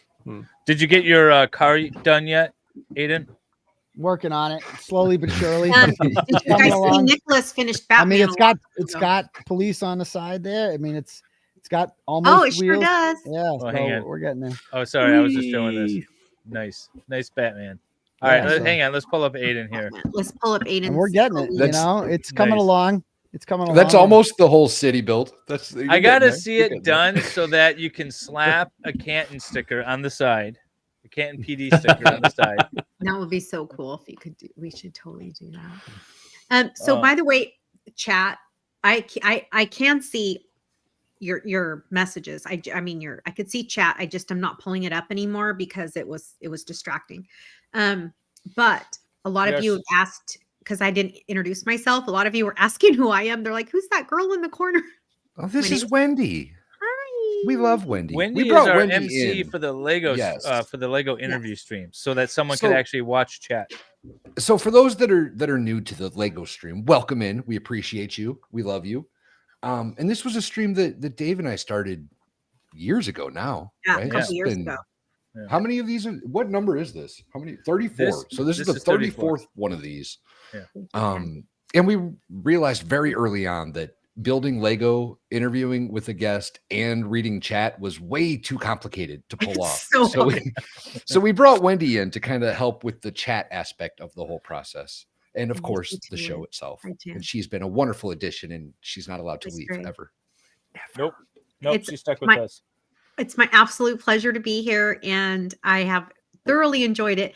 And so for those of you who are here, you'll see it on the outro for those of you that missed the intro, but there's quite a long intro and outro for the Lego stream. And I just get so it's so much. I have so much fun on the streams that when we play the intro, I get all excited because I'm like, oh, I remember that. Like, it was great memories. And I have so much fun with chat. I love our guests. Always our guests are number one. But my main goal is to pay attention to chat, and I really appreciate you all. And I love all the super chats, and we'll take some time out to read them all at once. Normally, when we have our special guest, we don't usually have 1,500 people in chat at the same time, so it's easier. I can read all of your chats out loud.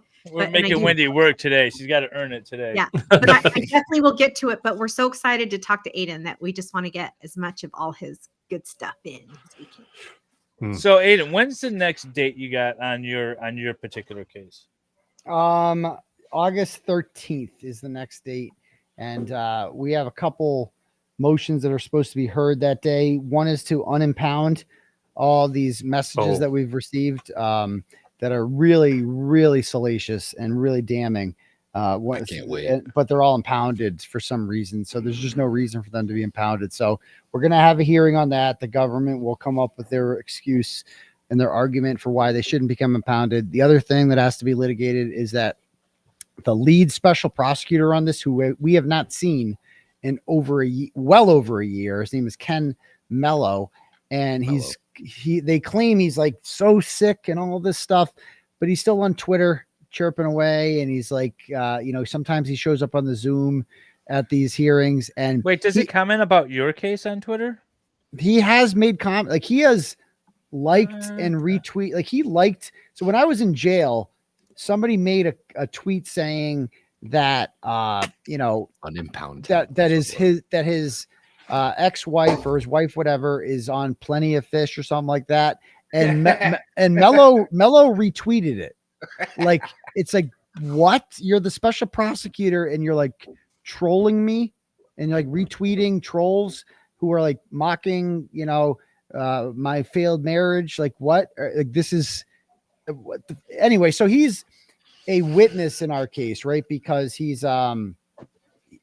showed up on the night that I was sent to jail. Like, so the night of the incident, I was at Lindsay Gattani's house, and the whole thing was a setup, as we found out now. And she was on the phone with him most of the evening, including a call at like 3:30 in the morning while I was there. And he answers the phone and talks to her for like 43 seconds. According to the log, he doesn't call the police. He doesn't do anything, whatever. So he is now a witness, You know, he has inserted himself into this to the point where he is a witness. We want to know what, like, and so he is, you know, a prosecutor is supposed to say, don't call me directly, call the police and deal with it. Like, I'm not your best friend here, but she had such a close relationship with him. They all did, that he has made himself a witness. So we are filing a motion that he must remove himself as a special prosecutor, because he's not removing himself for some reason. He hasn't showed up for a hearing in well over a year. He's probably just, you know, running up the bill on the taxpayers because he can't find real work. So, you know, he just isn't removing himself. Speaking of running the tax bill up, how much did Hanky Pants end up making? Something like $500,000. Is that It was accurate? over that. I think it was $566,000, but that doesn't include after trial work. That's insane. And same with Aperture. That was $369,000 up until April 10th, and then you still have all the trial. And his that included the trial. The 566. Oh, it did. Yeah, it included the trial. It didn't include his paralegal, who is at every single thing too. He's got his own. Is he banging that girl? She wishes. I think she, you know, based on the looks that she was giving him, it's like believe me, there was no problem. A lot of rumor around if he wanted to go for it, the green light was there. There's no doubt about it in my eyes. But you know, like, I want to break in and show this because this thing is done and this thing is super cool. I'm gonna put myself in. So look at this thing, and then it flaps. So cool. Oh my God. That's awesome. I love that. Right? All right. Well, I know what I'm building our next. That's badass. Yeah, look, Mahalo, there's a little Da Vinci there. This thing is sweet. That is sweet. All right, I had to share that. That's really cool. That's good. I dig it. Yeah, that's cool. I got to figure out. It's got to be behind me somewhere. Maybe the Statue of Liberty might go. Or you know what? The police boat can go. I don't care about the cops. They can go. Now, Aiden, I heard that you are thinking about covering the Adelson case. Oh yeah, I'll definitely be. I'm fascinated with the Adelsons, man. Like, yeah, I mean, I've been covering that case for well over 2 years now, and it is insane. I mean, I covered the entirety of the YSL RICO trial. It's up there. That kind of goes to one of my questions. All right, so we're going to fast forward to the future. Karen Reed has now been acquitted. Your cases, you've been acquitted. What are you going to be talking about?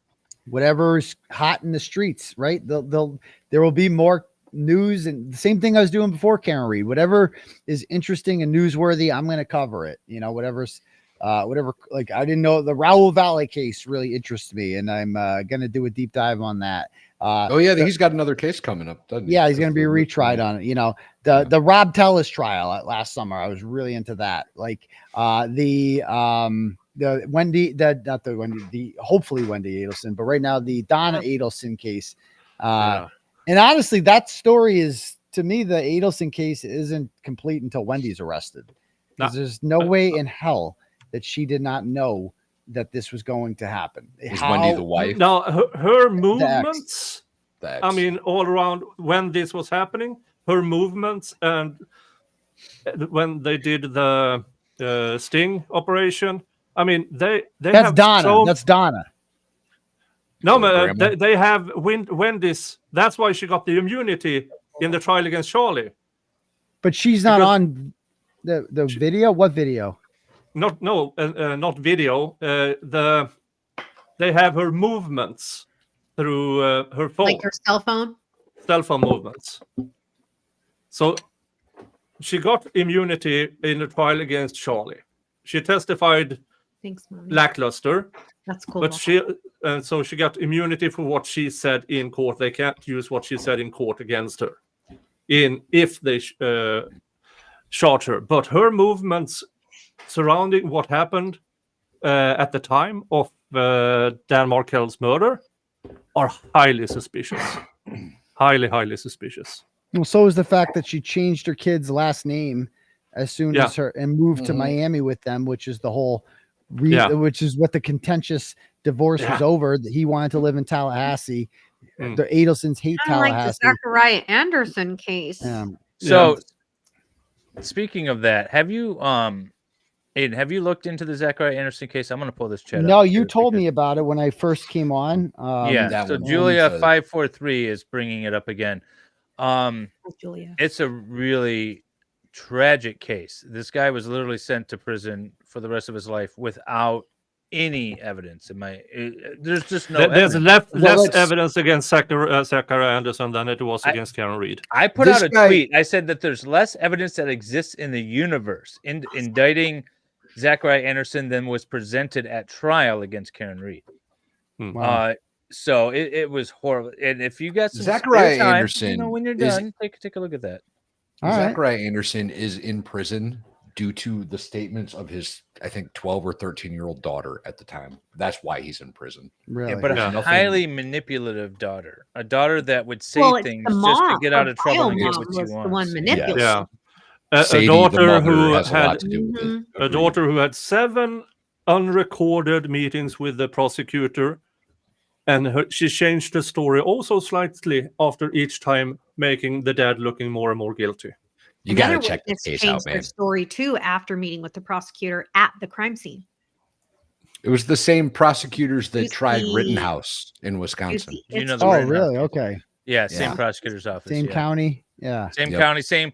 So the guys who tried the Rittenhouse case, their boss, the elected prosecutor, tried Gravely. Zachariah Get Anderson wrecked, case. Gravely. That He piece is of shit. horrible. God, I hate that guy. The During judge. the trial, he learned what a leading DA. question was, but he couldn't figure it out. But he learned the definition of it, and he's just he was the worst attorney I've ever seen perform. And Had he's the same elected judge.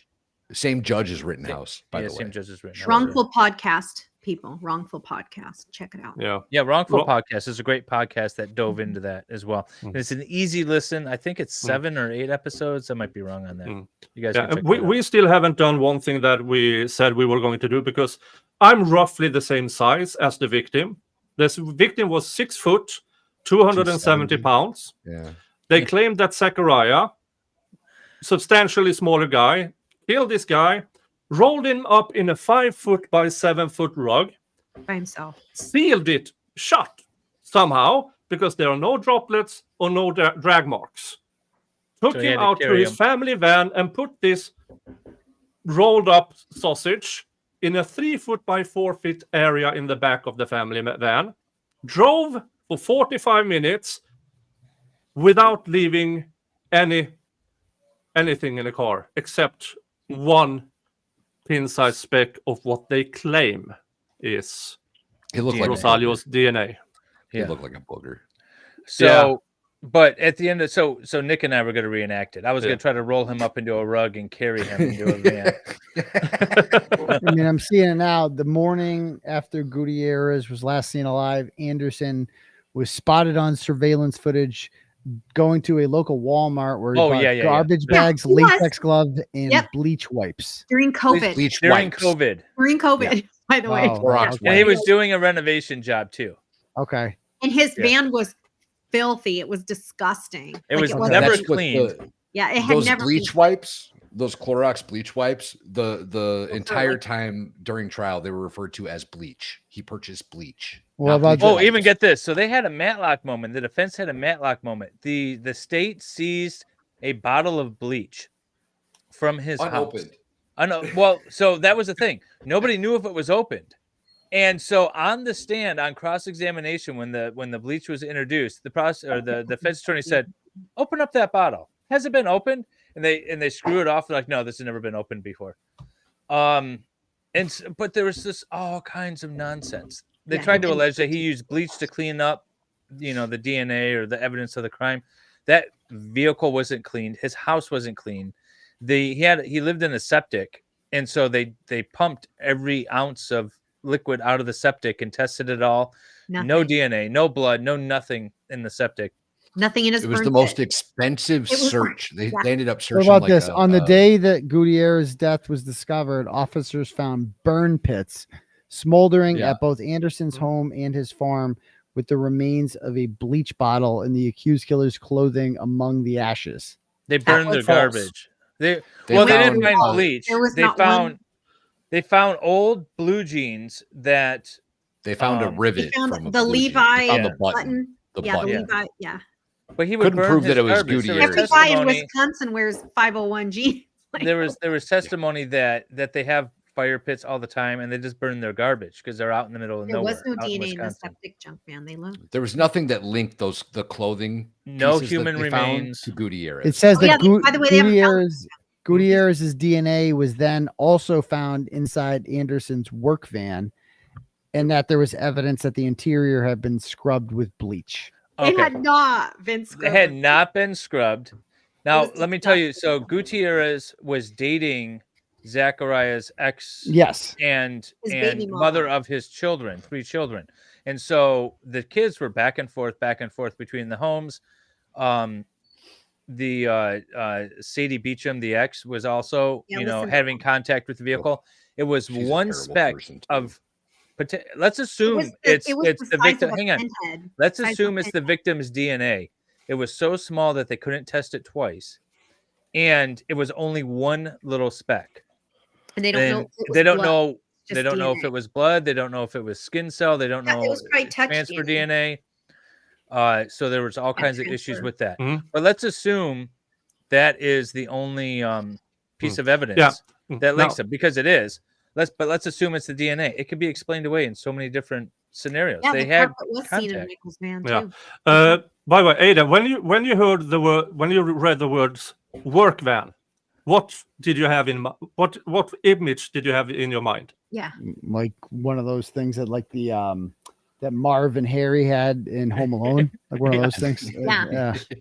No, It's this is his what- family van It's his that he family used van. as a work van. Oh, So you see okay. how the Are the media turns inside everything around? pictures Yeah. with that, Nick? Yeah. Look at This That's is what after they they tore it claimed apart. he had scrubbed clean. Okay. They tore there's it apart. shit and dust and dirt Super everywhere. clean. Look at that. Super clean. How All he did Gutierrez's DNA get in there? They Well, have because they kids have kids. in common, right? The kids are back and forth all the time. Yeah. There could have been a million reasons to Wait, explain why Gutierrez. Gutierrez's kids? No, No, the- he's Sadie boning, Gutierrez- he's boning Zach's baby mama. But so how does Gutierrez's DNA get in the car? Because the kids pick it Gutierrez up. was living with the kids, Yeah. or Oh. visiting with the Staying kids. with Not the living, kids. not Yeah, living, yeah, not not living. But I not mean, visiting with you the know, kids. he's Separate owning places. her house. You know what I mean? There's a Okay. lot of stuff going on. There was also a lot of speculation. So one of the at kids, time. one of the kids would have had to come in contact Totally. with him. Oh yeah, no. They knew him. DNA can spread that way.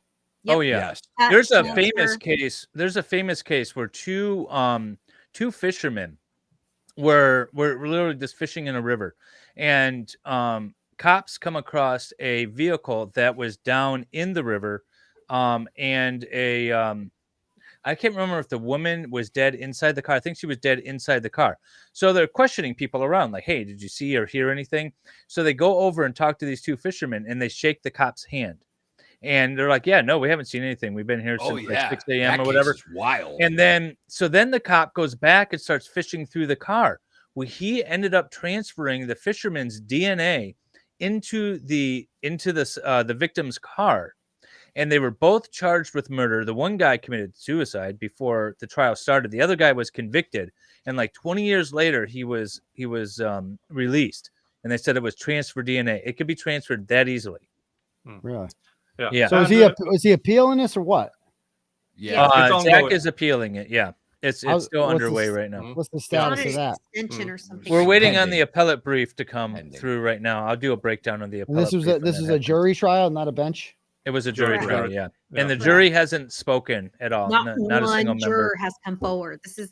The verdict was like 2 years ago. Yeah, and He got convicted because of his daughter's testimony. 1,000%. What'd the daughter say? So Oh. okay, so the background is that Sadie, the ex, was accusing mom. Zach of stalking him or stalking her, and in doing all kinds of things. Now, in reality, there was a custody trial. They never had custody orders in place between them with regard to the younger two children. So Zach was preparing to file. He had retained counsel, and he was preparing to file a motion. In that motion, he was going to allege that Zach was dating a sort of a seedy guy, that she might have Rosalio been- or- was. I'm sorry, Sadie was dating a seedy guy, and that she was potentially doing drugs again. That he might be a dealer of some sort, and so he was doing a little bit of background research on her, or on him rather, and then so all of those allegations of stalking were alleged when Gutierrez went missing. And so they brought him, the police brought Zach in and questioned him about stalking, and then searched his vehicle and found all this stuff. So his daughter testified to some extent about that sort of thing. So he was charged with 2 counts of stalking, 1 count of unaliving, and 1 count of hiding a corpse. And I think because when I was watching it, I thought, well, maybe the jury's going to find him guilty on stalking, although I don't see it. I see someone who's preparing for a custody battle. They could be thinking that. I don't know. And then they came across guilty on all 4 counts, which was just amazing. There's not even a corpse. They don't have a body in this case. The other thing is that the timeline doesn't work. In order for Zach to get to Gutierrez's home in the amount of time required by the state's timeline, he would have had to have driven on the freeway, not taken side roads. And the freeway had something like 30-some cameras that would have captured his vehicle. Not a single one captured his vehicle. There it is. So there's all the cameras he would have had to have passed from his home to Gutierrez in order to do what he did in the timeline that the police said he did it. So question then, not that it matters or it's his problem, but who killed him then? There's another suspect. There's a sort of an associate of his that he might have owed money to, or that he did owe money to. That guy's whereabouts. Well, Aiden, why his counsel couldn't even introduce it because of the stupid. There's a Denny rule in Wisconsin, just similar to Massachusetts, where they can't introduce a third-party culprit without meeting some burden. And so they said it wasn't enough to allow the defense to introduce this Mike guy, I forget his last name, as the potential third-party culprit. What's interesting about this Mike guy is the day after Gutierrez went missing, this Mike guy drove way out of his way to a dump to get rid of a bunch of garbage, like past a bunch of other dumps that he could have easily dropped. He crossed state line to get to that dump. I wasn't sure if he did, but yeah, I think you're right. I think you do. Are you mocking the Rittenhouse thing? How they always mention that he crossed state lines? No, he actually did. No. He went down to Illinois. Yeah. There were 2 dumps involved. They searched one and they didn't search the other. The one that they didn't search is the one that this Mike guy went to. Okay. And the one that they searched was just like the closest one. Right. And so obviously Mike could have gone to the closest one. He didn't. He drove past it and went to this one in Illinois. So there's a lot of shady stuff. But the bottom line is you have to prove guilt beyond a reasonable doubt. And definitely never this got is to that point. We have no cell phone data, no witnesses placing him there, no video of his vehicle, no one placing his vehicle there. No video of his vehicle driving anywhere in the area, and no evidence of a crime or no DNA of the victim anywhere in his property, in the septic tank, at the farm that the family owned. Nowhere. That's what you have. All you have is one speck that potentially could be the victim's DNA. That's it. That's not enough to convict somebody. No, shouldn't be. Right. But unfortunately, it sounds like the testimony of the daughter and the fact that, you know, if your girl starts dating someone else and he ends up murdered, that's bad news for you. Like it's like that's phone is at home. Yeah. I know. I'm with you, but like juries are people. And so they're just like, well, yeah, it's got to be. And the media was like stalker murder trial. Yeah. You know, it was billed as a jealous ex-lover murder trial or something like that. Okay, yeah, right. Well, similar to the Karen Reed thing, right? Like the mainstream media had the narrative ahead of time, right? Like the girlfriend cop killer. Right. What about all the cops that were in the house at the time? Right. What about all the? You mean the ones with all the GUNS? Yeah.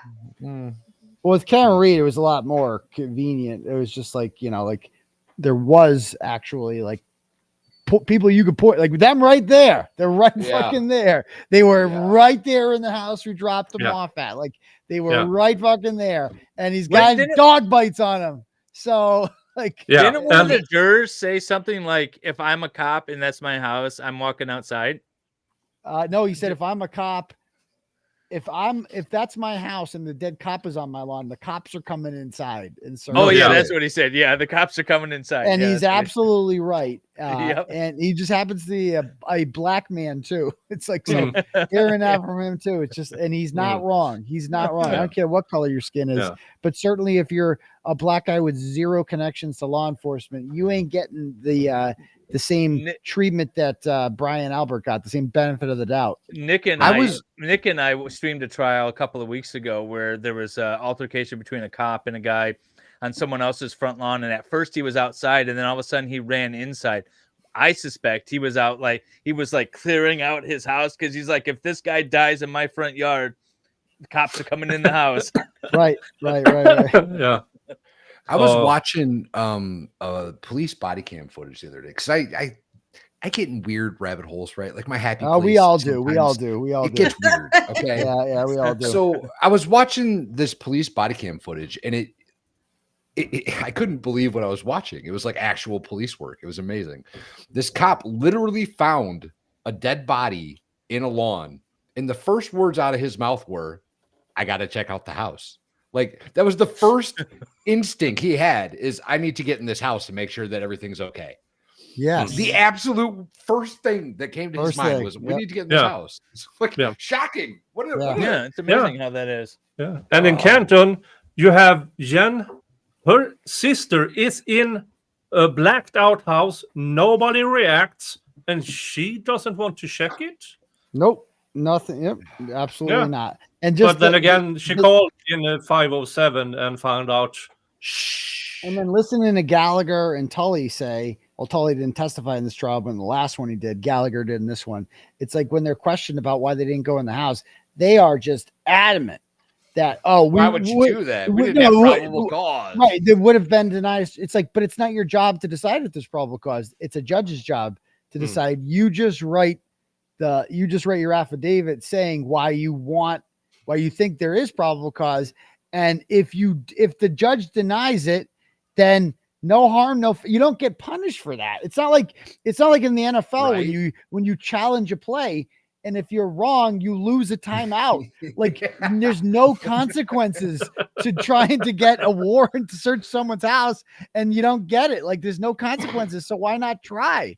You know, it's so crazy. The whole thing's so cars crazy. Coming along a little better.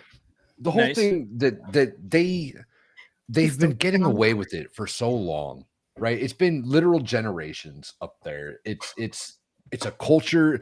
And in this last trial, even the Boston chief of police, his ethics, in my opinion, are also in question after the commissioner, Deaver. Yeah, you think? Yeah, that guy. Yeah. Do the right thing. Yeah, Deaver. right. Is that one guy still a selectman? Yeah, he's still. Oh yeah, he's up for re-election next year. We're gonna get rid of him. Yeah, you think there's enough votes to get rid of him? Oh, I know it. Like we've already had 2 revolutions in Canton in the last 2 select board meetings. We've tossed 2 of the pro police people off and replaced them with. I was going to say, have you guys not seen any of those commission board meetings? They're great. It's crazy. They're Chris Albert roast sessions. That's what they are. He just goes up there, and the middle-aged women of Canton just show up there and just roast them, and they have nothing he can do.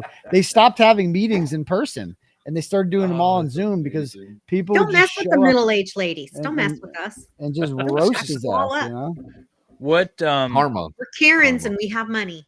Is there still a federal investigation going on, as far as you know, or no? Have they stopped? I mean, as publicly they've said that there is no investigation going on. If that's true, shame on them. What a disgrace. But part of me hopes that like maybe they're just saying like, come on, like if somebody came forward to them with information, was like, actually, I know what happened in there that night. Are they going to be like, sorry? We closed. I'll give you guys. Like, is it ever really closed? Like, is an investigation ever really closed? That's exactly it. Let me fill you guys in on a little secret. Right, when the FBI opens an investigation and starts a file on you, it doesn't go away. It's always there forever. They know whether they're actively investigating is a different story, but that file never goes away. Yeah, I mean, and they called it closed. I would say the meaning of it is the investigation about the Karen Reed case is concluded. that doesn't mean the case in itself is closed, who I believe is much larger. And I don't know if you know this, but FBI are allowed to lie too.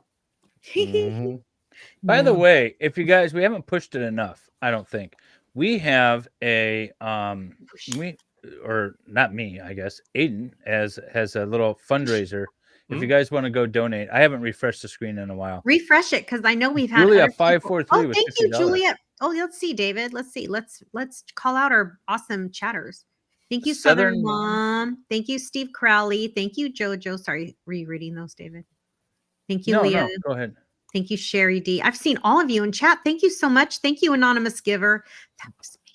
And thank you, Terry Brad. Well, I was trying to put my real name up there. I'm like, oh no, I can't do that. Thank you, Hellfish. Oh, these are our awesome chatters. Julia again, Anonymous Giver, Sue. Thank you, Living Free. Thank you, everybody. How so far are much. we away from our goal here? We Let's are see. at 232,267 out of 300,000. Ooh, can we get up to a even 233,333 all the way across the board? How is that even? That's not even. No, Yeah, like I mean all that's threes. like the 300 number is kind of. I mean, I've spent more than that. Let's just put it that Right? way. I Already. bet you So, like, have. a large part of this is just kind of recouping what I've already paid for. Right? Because this has been very expensive. Like, in being indicted is not cheap, and especially if you want quality attorneys. And it's not a job for one attorney. Like this, when I just had Tim, like I realized like this is way too much for one attorney. I mean, it's too much for two. No, it's good you got a team together. I remember when you were building that team, and it sounds like Yeah. you got a good set of attorneys there. I like Bettero a lot. I've streamed with him a couple times. He's a Yeah, great he's man. that's why I signed he's a him. shark, man. It's like He's that good. guy's as good as it gets when it comes to like analyze, just getting it. Just nothing has to be explained to him ever. He just gets it right away. He sees big picture. He's just awesome to have. And is it Bradle, your other guy? Yeah, Bradle's the OG. He's Bradle. my original counsel. That dude he's a pit bull, man. He don't give a shit. Yeah, he's great with cross-examination in court. Like if you saw him in the last trial with just ripping Lindsay Gattani, ripping the McAlbert witnesses, exploiting their weaknesses, just calling out their bullshit. Like he does a really good job of it. And there's a certain amount of charisma that you have to have as an attorney, as you guys probably know. Like personality matters. Like you have to be likable to the judge. Like you have to have a good judge and the jury. clerk, I mean, and the clerks. Like and you have to be able to, definitely the clerks. yeah, like they're important, and to the jury too. Exactly. And like Tim is a really affable guy that everybody kind of likes when you meet him. He's just like the nicest guy. And so like that personality goes a long way, I think, in court. No, that's good. That's What good does your because you're not family of likable for origin sure. think You know, you about need it? good likable attorneys. Exactly. Yeah, I know. I need somebody likable, like to kind of offset Ask me. Island Girls question. Oh, Shelby. Somebody on the bench better be likable, damn it. Well, you know what? It's Somebody's actually it's a good idea to have trying, attorneys Shelby. that are opposite from you. You don't want an attorney that's the same personality as you. Agreed. So it's good. It's good the types of attorneys that you got, and they seem to be really good trial attorneys. That's which why is I the would hire important part. David if I ever needed someone. I'd hire David in a heartbeat. I'm not licensed in California. I'm not going. Oh, I'm going to California, I guess. You're if we going to want. California. Yeah, I got to suck it up and go. Oh, But yeah, no, it's just it's a song and dance show, especially when you get bringing you to into Lego trial Land. work, Mhm. right? So you got to be able to perform in a likable way. You know, you have to be the leading man, not the villain. Right, Right. Shenny? Right. So What does your family of origin think of all of this? How are they Right. doing? Your parents and your siblings and your nieces and nephews and cousins. Like how are not the people you've just now met, but your proper family, the people that have supported you your whole life, or hopefully Yeah. So my dad is very supportive of what I do. They don't really come to my court hearings or anything. I don't really ask them to. I just don't want to bring them. You know what I mean? It's like it's not like Karen's family. there's a It's lot like, of eyes there, right? yeah, and it's like exactly. Like I don't want to drag them into this and make them part of for public scorn. My dad has come to a couple hearings just because he's got my back. My mom she passed away last June, And so, thank you. And so she was, you know, a So when supporter all of this mine. was hitting, that's rough.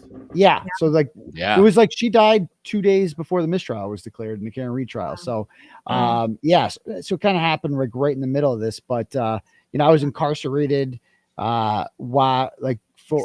was kind of a blessing. And I talked about this on Melanie's stream last night. I was like it brought me closer to her because I talked to her every day. And so it was kind of and I had no idea at the time. She wasn't terminal at the time. So I had no idea that like 4 months later she was going to die. And so it was like a blessing that like I wasn't talking to her that much before that. Like it was kind of fighting a little bit and you know, just busy and you know, I was going through a lot of stress. Yeah. And so like but then being in jail kind of brings you closer to it. And you know, it was so it was a blessing in disguise. So yeah, they support what I do. Like when they I remember when the not guilty verdict came or whatever, it was like we have like a family group chat and just like exploded with like, oh, here's your interview on Fox News, here's this and that. And so they all loved it. They're big supporters. That's precious. I'm glad you have that. Well, thank you. Me too. I'm lucky, you know, a lot of people aren't blessed with, you know, big. I mean, that's the beauty of having a big family is a lot of people, you know. Amen, brother. Yeah. Me too. Yep. I'm half She's Mexican. Yeah, I'm Mexican. We got people. Yeah. Well, there you go. Yeah. Yeah. Lots of sisters to love. Did you get the card done?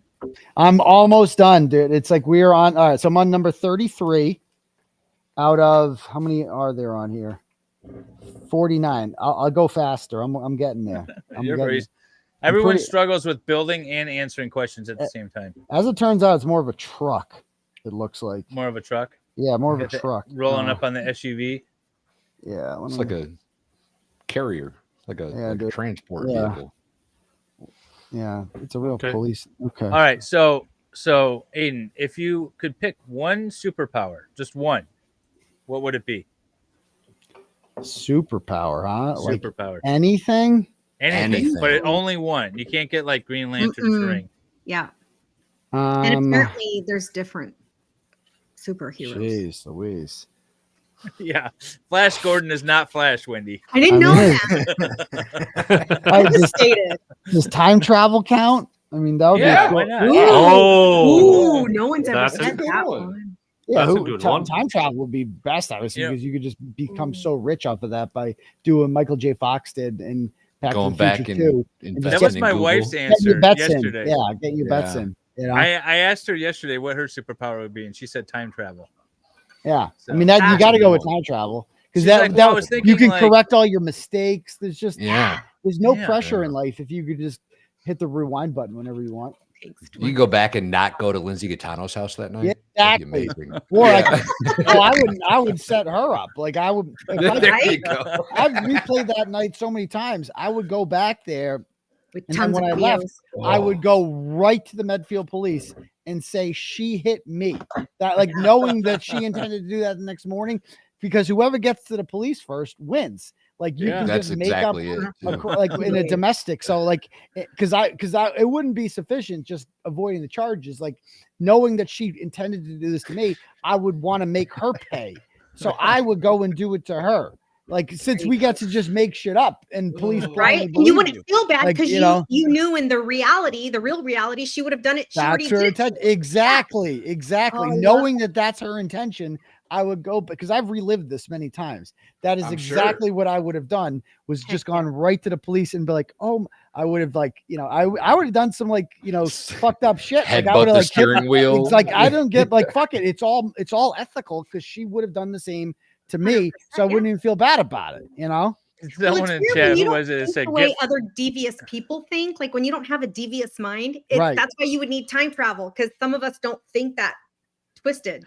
Good Turtleboy, a flux capacitor, Sarah says. Yes. That's all I want. And what about the DeLorean? The DeLorean, though. Do you have any role models in? Role model. I mean, like I said, my parents were kind of my role models growing up. Wendy asking that? Yeah. Oh, did she? Oh, I'm sorry. I just arguing with chickens. It's okay. You were building. Yeah. I get distracted sometimes with Lego as well. You know what I'm dying to find out, Aiden? What's up? I'm dying to find out what your favorite meal was in jail. Oh, chili, man. The prison chili was the bomb. I loved it. I could eat that shit. Really? Yeah, it was Like great. one they made in the actual kitchen? Yeah, it was great. I loved it.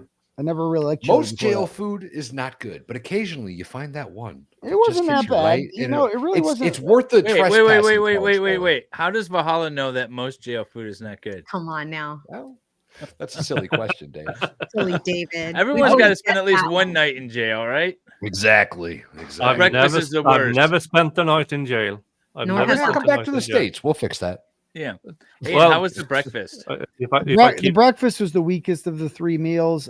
Usually it was the grits are terrible. There was every other day. Actually I knew the exact pattern. It would be every other day, and then a third day after that would be three hard-boiled eggs, and cornbread and milk. And so it comes at 6 o'clock in the morning. And if you don't eat it by 6:30, they take it out of it. I made the mistake once of falling back asleep, and then it was gone, and then you're hungry all day, right? And so you'd wake up, you'd eat it, you go back to sleep. So it was eggs, Rice Krispies, cereal, or the only thing I would not eat in there was the oatmeal. I hate oatmeal. It's nasty. I just won't do it. It was very rare that they'd have oatmeal. So like the breakfast was not very good, but you just eat it and you go back to sleep, and then lunch was I liked lunch a lot. Like lunch was, it was either chicken salad or tuna or salami, or never burgers, unfortunately. But roast beef, and it was good. I enjoyed the lunch a lot. It would come at 11 o'clock every day, and usually come with like some pickles and milk, and I liked lunch. And then dinner was, you never knew what you're getting with dinner. It's like I would always eat it. It was fine. Often there was like a lot of mac and cheese type stuff, a lot of the chop suey, American chop suey type things, and a lot of patties, like whatever. Whatever. I'm hungry. I just freaking eat it. Like whatever they brought, I ate. That's what you got. That's what you eat. Yeah, exactly. I'm like, I didn't really give a shit. The suck. Being in medical sucked because I'm isolated from everyone else. And there's cameras in the cells, so there's zero privacy. Like you go to the bathroom, everything is on video. You couldn't even get a stinger in there to cook some ramen or something. They would I had nothing. Like there was there was nothing. Like I didn't have, like all the other prisoners could. I didn't get ramen at the commissary because I couldn't cook it. All the other prisoners have access to hot water, and stuff like that. I didn't have anything like that. Like they got to watch TV and chew it dry. Well, no. You were in like solitary the whole time, essentially. Yeah, right? solitary, basically. Yep. So wait, why were you in solitary? For my own he's high protection. profile. Yeah, because I'm high profile. That's what they said. So if I'm not mistaken, you were basically in solitary the entire 60 days, but you had like a trustee job, right? Where you could kind of get out of the cell and sweep them up, or did I misunderstand that? No, not at all. Okay. I wish. Okay. I was just stuck in the cell for 21 hours a day, just stuck in the cell. And this is right during NFL playoff season too. And like all the other prisoners, that's the most important part. All the other prisoners are in living areas, housing units where there are TVs in the common area. And so they get to go out there and watch the games or whatever. And I'm just sitting in a cell knowing that these NFL playoff games are going on and I can't watch them. Everyone else in the world is watching this stuff. I can't watch it. And so we did negotiate. Like I wanted to get in the housing unit bad. And one of the big things was he wants to watch football. And so they set it up. So they literally would bring for the starting in the divisional rounds, they brought me for 3 hours. I would get to go and sit in the intake unit where they first bring prisoners in. They put a big TV outside of it. And I just sat in there by myself. Some COs didn't like it. They're like, oh, he's getting all this special treatment because he's Turtleboy. But it's like, no, motherfucker, this is actually equal treatment because everyone else gets to watch this except for me. So they're making an accommodation to make it equal because I have a right to, like, I didn't do anything wrong. I shouldn't have to be punished, like, at least while I was in jail. Like, as a prisoner, I have not done something wrong to receive less treatment than the other prisoners. So, like, we made it because, like, if fine, you don't want to put me in a housing area, and their reasoning for not putting me in a housing area wasn't even that they, like, gave a shit about, like, if he gets hurt. Like, their worry was, like, What if he gets hurt and writes about it? What if he sees something there and he writes about it? Like, that was their big concern, was I might expose corruption at the jail. So that's why they didn't really want to put me in a housing unit. Because jails are notoriously not corrupt. Yeah, I didn't really see most of the jail. I only saw like a very small area of the jail in medical. Like, that was my world for 60 days. It was very small. Nick, do they only serve meatballs in Swedish prison? And lingonberry sauce. Yeah, lingonberry. The budget for prison food is higher than the budget for school food in Sweden. That seems about right. Terrible. That checks out. Terrible. Aiden, you probably talked about this to Kingdom Come, but you met a certain someone in jail, if I understand it correctly. Ooh, Brian Walsh. Oh, Brian Walsh. I did meet Brian Walsh. People want to know. I saw him there like my 3rd day in there. I did morning rec in his living area. And so like they would not let me near any prisoners. And so like at around, I did a rec from like 8 to 10:30, and I would go out and like run laps in the basketball court outside. And I remember like Walsh would go to like some sort of program. Like there's a lot of programs that they can go to and stuff at like 9 o'clock or something like every day. And so they would take him out and they would kind of lock me outside. Like I couldn't get back in and it was cold and stuff. So I would just run around and exercise. But first time I was out there and they locked it out and I see Walsh come out. I'm like, I didn't like when I saw him at first, I'm like, he looks a lot better now than he did when he was all fat and gross when he was like arrested. He looks better now that he's in jail. He looks a lot more fit. He's lost a little bit of weight. And I'm like, oh my God, is that holy? That clean jail living will do that to you. I asked one of the COs, I'm like, is that Brian Walsh that just came out? And they go, we're not supposed to say, but again, it's like, that's clearly, that's Brian Walsh. And I'm like, wow, that's fucking, I'm like, I've been here 3 days. I'm like, that guy is like, every time I looked at him, I'm like, bro, how the fuck you chop up your wife, dude? That's crazy, man. You use like hacksaws and shit. Like they found hacksaw blades. Like that's fucking wild, dude. You didn't ask him? No, so I didn't talk to him because they wouldn't let me talk to like any prisoners. But on like with a few days to go in my sentence, he was in federal court one day because he was pleading guilty and he sold some fake Andy Warhol art. I don't know if you guys knew that. And he pled guilty to that in federal court and he wasn't in his cell one day. So I wrote him a note and I put it under his door and it said like, hey, I'm a reporter. I've been following your case. I've been following this Karen Reed case, which is actually what I'm in here for. And I understand that a trooper by the name of Michael Proctor is one of the lead detectives on your case and that your case involves Google searches that you allegedly made. The case I'm covering also involves Michael Proctor and Google searches with the Commonwealth claims weren't actually Google searches. And I would like to hear what you think about that. And if you're familiar with this case, and let me know if you'd like to talk more. And I put it under his door knowing he wasn't there that day. And then I knew he'd read it later on. And so I came back the next day and I just went over and I kind of knocked on his window and he's like, oh, hi, Aiden. He was like all friendly and shit. He's like, oh, hi, Aiden. I got your note. Thank you. I've talked to my lawyer about it. And he told me that, if you want to do an interview with me, to go through him and just send him an email and he could talk to you. But I really wish you the best and hope you get home to your kids and your family. And I hope you have a great day. And I'm like, okay, Brian Walsh. All right. That was like my whole so you chopped up your wife. Creepier the way you say it. That's how he talked though. It was like, so he was so overly nice. And it was like, bro, this is like wild because I know what you did. And like, I definitely think you did that. I mean, like, what's up with those Google searches? Like that's crazy what you did, man. But like, he was just so nice to me that I couldn't be like, yeah. So plus the journalist in me just wanted the interview, Right. And I had like, how could I not? I couldn't leave that jail. You got to take that shot. You have to take that shot. You Like got I to would take that shot. Like I would be like, like I can't leave that jail and be like, so I saw Brian Walsh every day and I didn't attempt to talk to him. Like I couldn't do that. Avoided him like the plague. Yeah. So have you set up an interview yet? So I emailed Larry Tipton and it didn't get back to me. So I didn't think that Larry Tipton's not going to let his client talk to me. I mean, it's not like Karen Reed where it's like she's clearly innocent.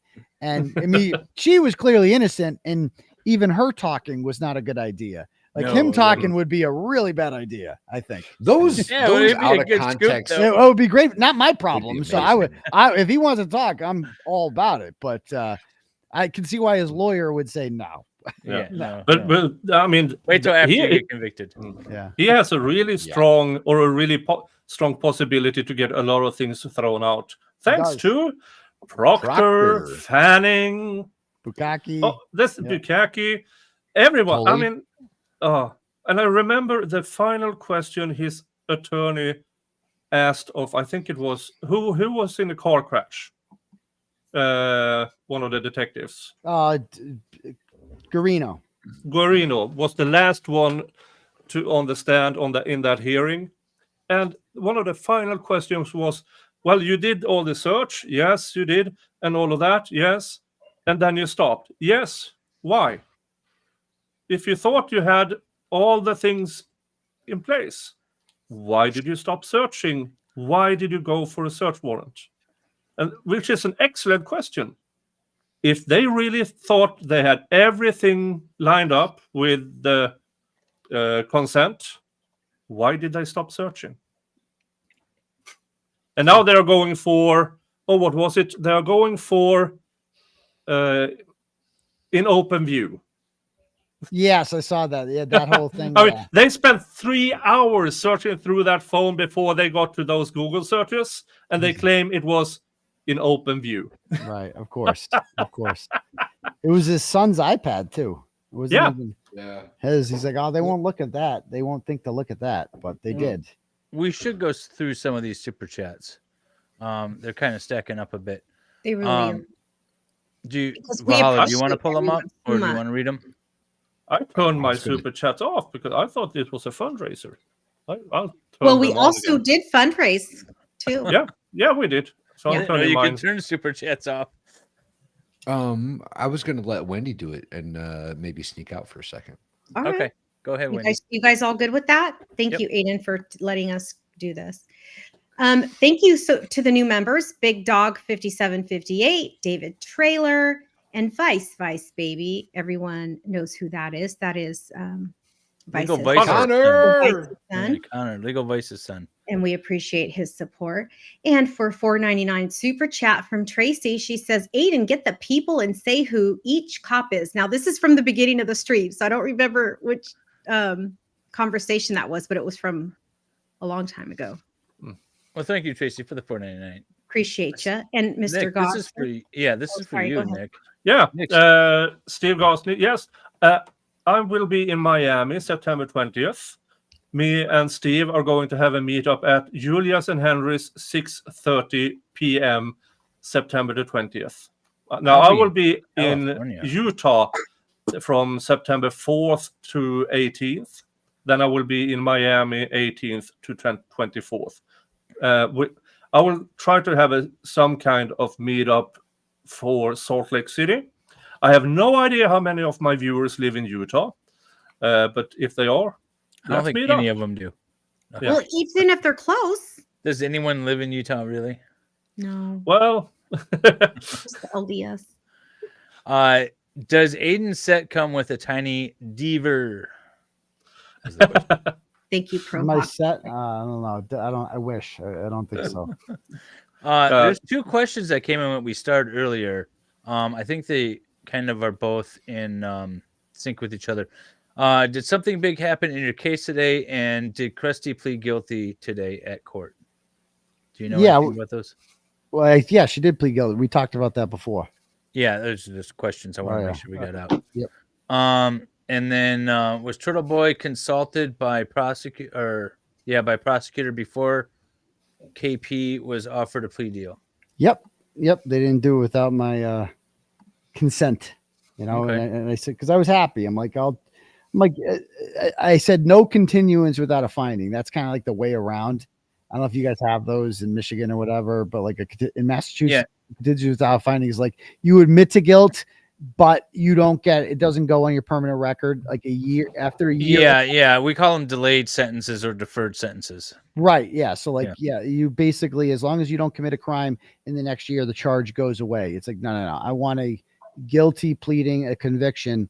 And if I have to take threatening, I mean, I'll take it. You know, it's like, I'll take that. That's sufficient. We have a member for 11 months, I think, over on Valhalla's channel. Thank you, Island. Yeah, very cool. Hey, Valhalla, go damn Vols. I don't know. Well, let's save this one for when Valhalla's back. Yeah. Another Tammy's been a member of Valhalla's channel for Tammy. 7 months. Very cool. Oh, we pulled this one up. Don't trust the crust. Don't trust Carrie B. Yeah. But we Thank didn't you very thank much. Carrie. Thank you so much. Yes, I pulled it up and commented on it. Cloak and Gloomer with a $9.99 super chat. Here's the long one. You can read it, Wendy. In honor of my friend Jeff, who was looking forward to covering Reed 2.0, I think Aiden would have liked Vices and his trial coverage. Yeah, I do too. Yeah, Yeah, Legal Jeff, Vices is a good guy. R.I.P. Yeah, he was one of the great ones. We are kind of the good ones. He was, There was one a of the lot great ones. that recently died. I'm familiar. I know who it was. Okay. All right. Yeah. Maddie. By the way, thank you for the $9.99. Cloak and Thank you, Cloak and Gloomer. Say the name, Gloomer? David. Glomar? Cloak and Gloomer. All right. Maddie has a question for Turtleboy. What is your proudest moment as a father so far? Aw. I don't know. There's been so many. Aw. Because you don't want to pick one over another. So I can't say there's specifically one, but I don't know. Just that they're genuinely good people. And whenever you see them showing empathy for their fellow man, it makes you proud that you've raised decent people so far. Nice. That's Thank good. you, Mitty, I for always the- said you can trust how good of a job you're doing when you see how your kids, interact with others outside of your home, and when Yes. they don't think you're watching, because Totally. they're bastards in the house, Yeah. right? Yeah. I guess my proudest moments, like every time you talk to their teachers and they say good things about them. It's like, that's, and especially that they're helpful to other kids and everybody likes them. And that's what makes you feel proud, Yeah. King Bob gifted 1 Valhalla membership. I don't know Thank who you, that went King to Bob. since we missed it. Sorry. I don't want to pull up Zach's $1.99. You He better says, give listen, my Listen, next. Turtle. Listen, Turtle. Listen, Turtle. Zach's my 5th ex-husband, so we have to be nice to Zach. Thank you, Stray, for 1 gifted MLS membership. That's awesome. Stray's also been a awesome mod. So thank you for that. Another Zach. Okay. Turtle Boy is what the founding fathers had in mind. I agree. Right? That was the whole idea, being able to petition the government, right? That was one of the main things that they wanted. It was the reason why it's the First Amendment. Agreed. And all this crap about, he's not a real journalist. Let me know the top 5 journalist school right around the First Amendment was written. Please tell me. Yeah. Because you all, freedom of the press is literally freedom of the printing press, not the operator, the printing press. It's about being able to spread information, getting news and relaying it to a bunch of people. That's press. Right. Yep. That's all it is. Precisely. Wendy, I'm going to have you read Zach's $4.99 super chat because I know he wants me to read it. Thank you for the $5 super chat, Zach. Get Plevin's new book about David's brave and beautiful metamorphosis into Davina. Storm of Transition forward by Krusty Panties. Yes, thank you very much for the $4.99, Jack. Oh, Plevin, you jackass. I forgot about Plevin. I got his book, by the way. I downloaded it just so I could start reading it, and I made it. Actually, you know what? Maybe I could pull it up here because I got it on Kindle and I started highlighting things and like all the things that he said wrong. Let me see if I can get it up here. So it's all highlighted? Oh, so much of it is just like in the first like six or 10 pages or so, and it was ridiculous. I couldn't continue to read it because I was just highlighting everything. Let me find this. Yeah, stupid nor notebook. should you. Nor should you. Is it worse than Becky Boo's book out of the Murdoch trial? Like, this is page 7. I was just like highlighting everything. Right. I don't know if you can see it very well. No. Those are all the mistakes. These are all the mistakes. These are like all the wrong things. And there's just like so many of them. I just kept Oh yeah, highlighting Moni G everything said wrong. Baker read it. He read it on a live stream, I think. I don't know. Did you read the whole thing? But when he talked about it, I was like, I got to get this book. I got to check it out. And I only made it through like the first 7 pages, and I was like, no, I can't read this. Troy. This is ridiculous. I forgot about him. Oh, Valhalla, we have a super chat for you. I heard. I apologize. I didn't realize that. It's okay, babe. You didn't know. Directed at me. My bad. Well, here now you can read it. Hey, Valhalla, go damn Vols. Ask and free Turtleboy. Krista, I'm all. Let's go. Let's go, Vols. Go, I got a go. question over from Rumble. If is Valhalla a mod for Turtleboy yet? Oh, that's a good question. Good question. So, Turtleboy, you may not be aware of this or not, but I am in fact the YouTube mechanic. I have more wrenches than probably most people on this platform. He does. I don't recall ever seeing you in the chat. I don't chat over at your I can't make you mod if you're not in the chat. That's fair. That's fair. Nice. That's fair. actually the best response I've ever gotten to It is, me but he's holding out a actually wrench. How can I wrench someone up if I don't see their comments ever? Right. That's funny. I actually don't chat much in your He doesn't. In your stream because you just got a lot going on over there, man. I do have a I Tara appreciate Raymer. it. I like Tara it. Raymer That for was good. $2. That was good. $2. What about Long Island Audit v. Super chat, Tara. I don't know what this is. Yeah, Versus- the Long Island audit. Yeah, that's fucking crazy. Cop Tua. Cop. Have you guys seen that video? This guy Long No, Island what's audit. this Oh, about? you got to see it. I did a stream on it like last Wednesday. It's crazy. This guy, he's like a First Amendment auditor, so he goes into places and like films police and but he's actually pretty smart. And so he's like investigating this one cop named in Connecticut. He's a Connecticut state trooper named Brian Fahey, I think his name is. And he is collecting like $80,000 worth of overtime. It's just shady what the guy's doing. And so he went to his house to ask him about it, and like a reporter would do, and filmed himself doing it.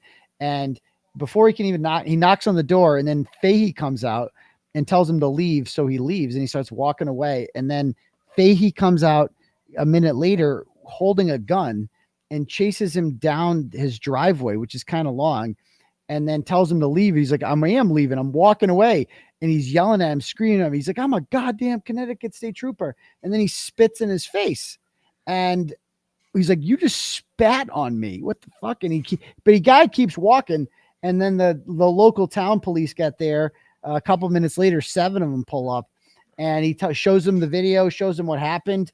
And they go, we can't arrest him because in Connecticut, it's not assault to spit on someone, but we are arresting you for voyeurism. They arrest him for voyeurism. Voyeurism. Oh my God, what is wrong with New England? Yeah. And the guy is just standing there holding his gun.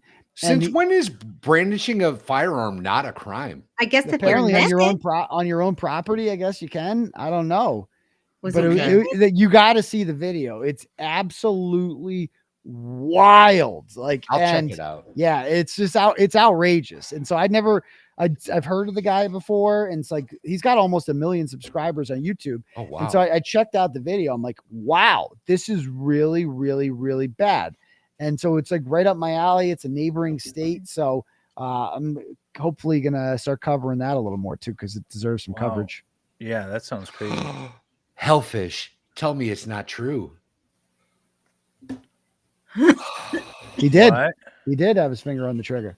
What? Or trigger discipline is rule number 1. Like it was scary. Like you were like, if you were Oh this my guy, God. this guy, Sean, who was I would call him the victim in this whole thing. He was, one wrong move. If you upset this guy, like he's scary. Like he's looking for a reason to use that weapon. Looking for That's it. not That's know? not a dude that should have a badge. Were there No. regular interactions between these two?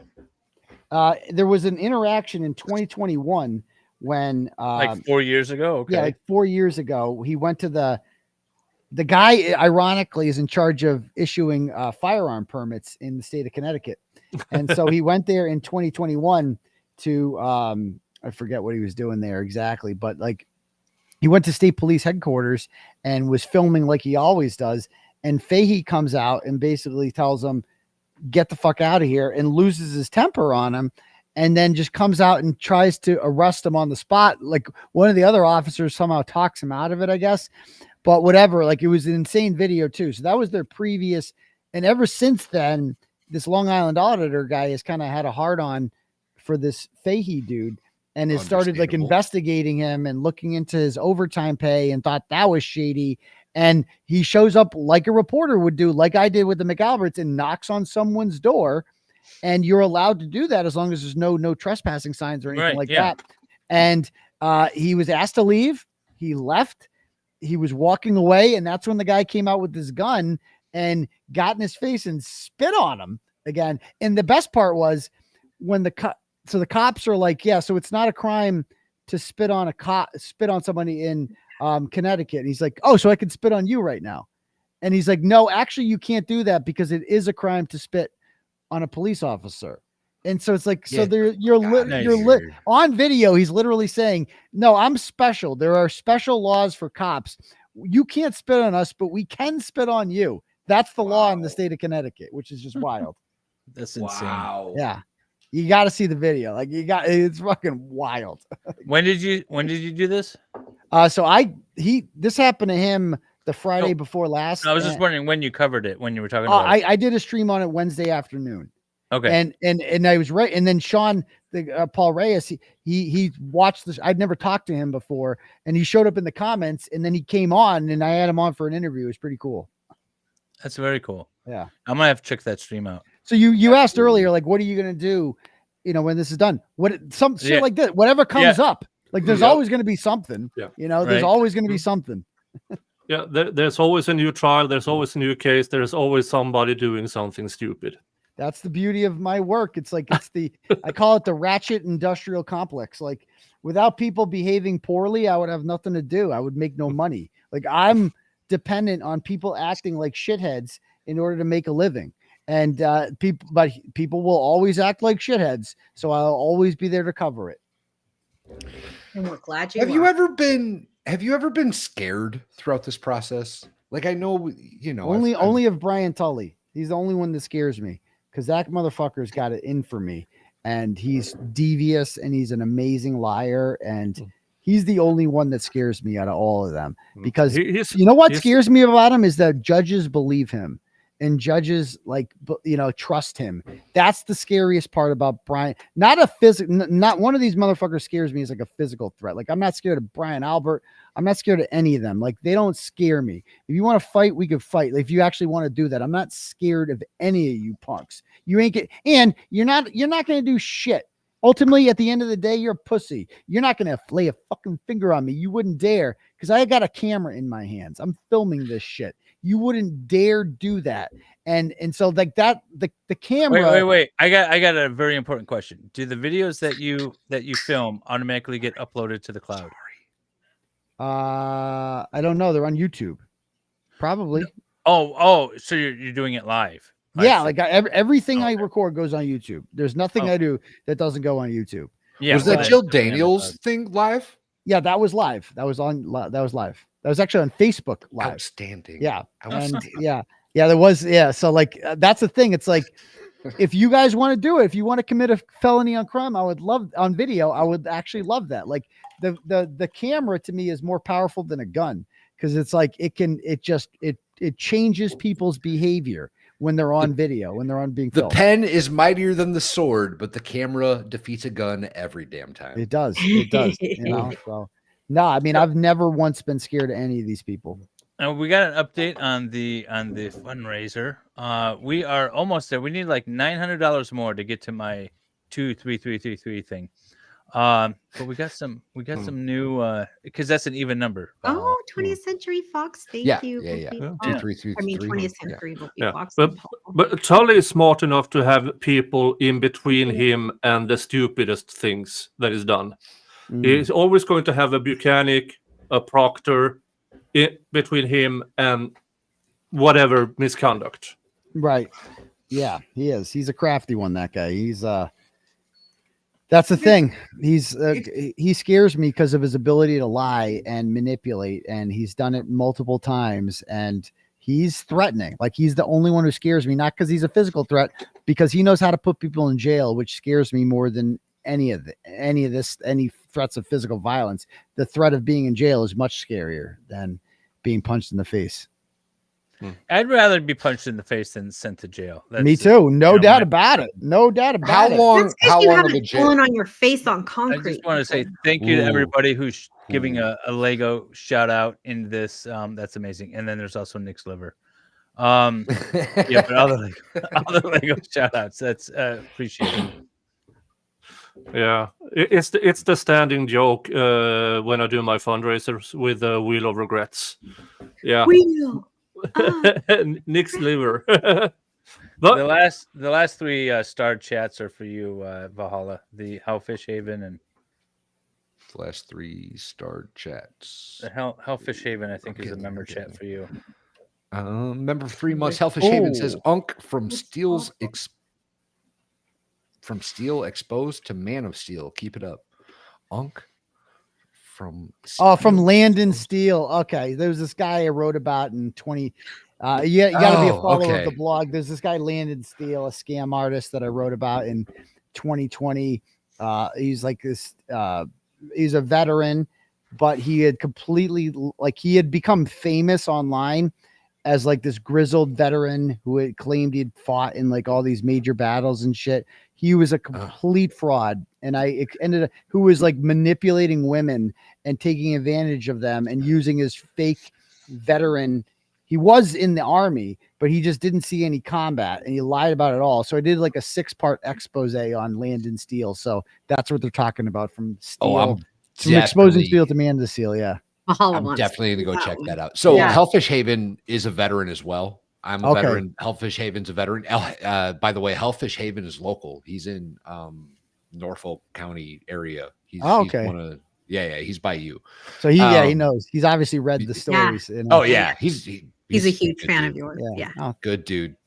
But if you look back in my catalog far enough, me and MLS, Dave up here, we did a couple of those where we found a piece of shit that was taking advantage of a bunch of veteran stuff. Yeah. There was probably 3 or 4 streams that we went after people. I was wondering if it was one of those. I don't think it was. I gotta get those back up on my new channel. You do. Oh, you should. I've got them if you want to use. No, I've got them. I downloaded everything when the channel was about to go down. So I just got to re-upload them. It's like so many videos that I have to re-upload and I forget about. Like Turtleboy's original streams weren't up, and then Aiden reached out to me and he was like, "Hey, can you put those back up?" I was like, "Oh yeah, shit, forgot about those. Those get those back up." Yeah, I got out of jail. Your channel was gone. I talked to you right before I went in there, and I know that you were in touch with my lawyer about like getting, because you wanted to do a review of it, and like we were really weary of, because part of her restraining order was that like I was not allowed to publish confidential court documents, whatever that meant. And so like we were worried that like, is her affidavit a confidential court document? It's very vague. And we were really worried that like if we gave it to you and then they'd be like, that's third party doing, it's like these people are looking for any reason to jam me up. So we just had to be careful about that. Yeah, no worries. I had a few phone calls, and then we left it as it is, and I figured we'd circle back to you one day. I wanted you to cover, because like I'm in jail and I'm innocent and like I can't defend myself, so I'm like hoping some YouTube people do, but unfortunately you have to be very careful, but you guys didn't have the facts of the case without that affidavit and stuff. It's like the facts aren't out there yet, so like that was the hardest part. Eventually we did get a handle on it. I did do a stream going through the affidavit at one point, but I think it was all the lies. It was just outrageous. It was nonsense. That's why I said she was a glowy. A glowy? What's a glowy? A glowy is an undercover Fed agent. Okay. Or just a federal employee, or just that sort of thing. The CIA, they're glowies. Yeah, the CIA are glowies. You know. Zach says Valhalla had a turtle head. Wipe well, bud. Thanks. Appreciate the advice. Good call. Aiden, who plays the shoe in the movie and which one? Who plays the shoe in the movie and which plays the shoe in the movie? Oh, in the Karen Reed movie, Who's the weird shoe that changed souls or whatever it was. I Is that what they're saying? Is that like an attempt at humor or something? I don't Yeah, get I it. think Yeah, so. okay. I'm here for it, Sarah. All right. Thanks for the I'm here for $2. I'm not sure why that one was directed at me, Dave. I don't know why you thought that was It's not mine. in but my right on. chat. It's in yours. I got a question from my chat here. Has Aiden heard Nick's Yuri song? Yeah, I'm addicted to this Suno.com, the AI songwriting app. Be right back. So I accidentally gave, known facts about Yuri Buchanan. And Do you got the dancing video? Because that video does something for me. Saw you in the courtroom glow. Swore on truth, but the lies still show. Evidence missing like a ghostly dance. Now reassigned with a guilty glance. Oh, Sergeant, what did you do? Hide in shadows where the light breaks through. Deleting secrets like the midnight tide. Now you're gone with no place to hide. The judge looked down with a heavy frown. Side of Yuri's words spinning round and round. Tales of justice, but the truth got blurred. Lost in the echo of the lies he stirred. Ooh, the walls are talking, footsteps silent, but the whispers walking. Side Yuri caught in twisted scheme. Truth fell apart like a broken dream. Oh, Side Yuri, what did you do? What an ill-fitting suit. Where the light breaks through, deleting secrets like the Is his face too small for his head? He looks like an overstuffed sausage right now. Now the badge feels heavy on his chest. Once a hero, now just second best. Reassigned to a place far away, but the past keeps calling. He's got resting no teeth face. He's a look. I have a special place in this whole situation, right? Like of all the bad guys involved in this case, I have a special place in my heart for Yuri Buchanan because Bukaki at one point guarded the president's helicopter. He was attached to a detail. Did he really? Guarding Air Force Two. Yeah. Oh yeah, he was a big deal. He was like one of the Marines that you see outside, like when the president walks to the helicopter and gets on the helicopter. He was one of the Marines that stood out there in the rain with the salute. It bothers me so much because that man could have had a great career. What I want to know is he tarnished it with his behavior and his bullshit excuses. Who's this guy? What's his name? That's Bukaki. Okay, that's what I thought. Why does his face look like it has no teeth? Like people that have no teeth, but he has teeth, right? Yeah, but no one's ever seen him. No one's ever seen his teeth before. To this day. he's never smiled once in his entire life. Are we sure he has teeth? He's halfway to one of these ugliest man alive contests. He just needs to put his lower lip up on his nose. I mean, he's halfway there.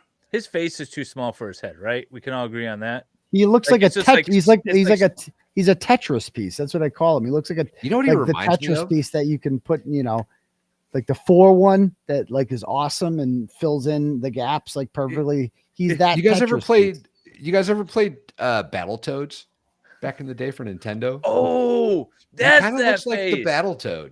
He does look like the Battletoad. Oh my god. Wait, hang on. Let me see if I can Hold find. on. I'm getting a All picture. right, yeah, if you took his face and just put it down, he would be like the guy from Mario 1 that's like goes along the ground and kills you. You just gotta jump over him. Oh, the Goomba? Yeah, I think Goomba. it is. Like that The would be him. Goomba. If you just All took his face off, it would be that. Where's Hella? Can we put a Oh, that's Goomba little terrible. hat on this guy right now? That's terrible. Oh. Battletoads was a regular Nintendo NES game. It was an amazing game. It was so awesome. It was like an adventure scroll game. So many hours this was playing Battletoads. This was the main character. These were the Battletoads. Oh wow! Yeah, looks just like him. There's a better one. No, that one has teeth. Yeah, I was gonna say there's a better one. Yeah, he's a frog like though, definitely. Let me see if I can find something better. Has Aiden finished the first part of his Lego build yet? That's what I want. I'm almost done with the truck. Almost done with the truck. We're all, it's impressive. You haven't even started the building yet. No, we're not going to get to that tonight. Oh, here, this will work. This will work for what I'm looking for. We'll show you this Battletoad. Oop, not that one. Not that one. Yeah, you gotta share the right one. Yeah, well, it was still up. I made a mistake. Thanks, Eliza. Eliza's Were you like, "No, talking you're the whole muted." time?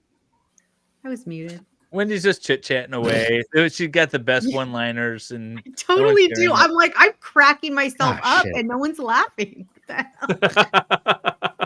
All right, that image isn't going to work. Story of my life. No. Nick, story of my life. No.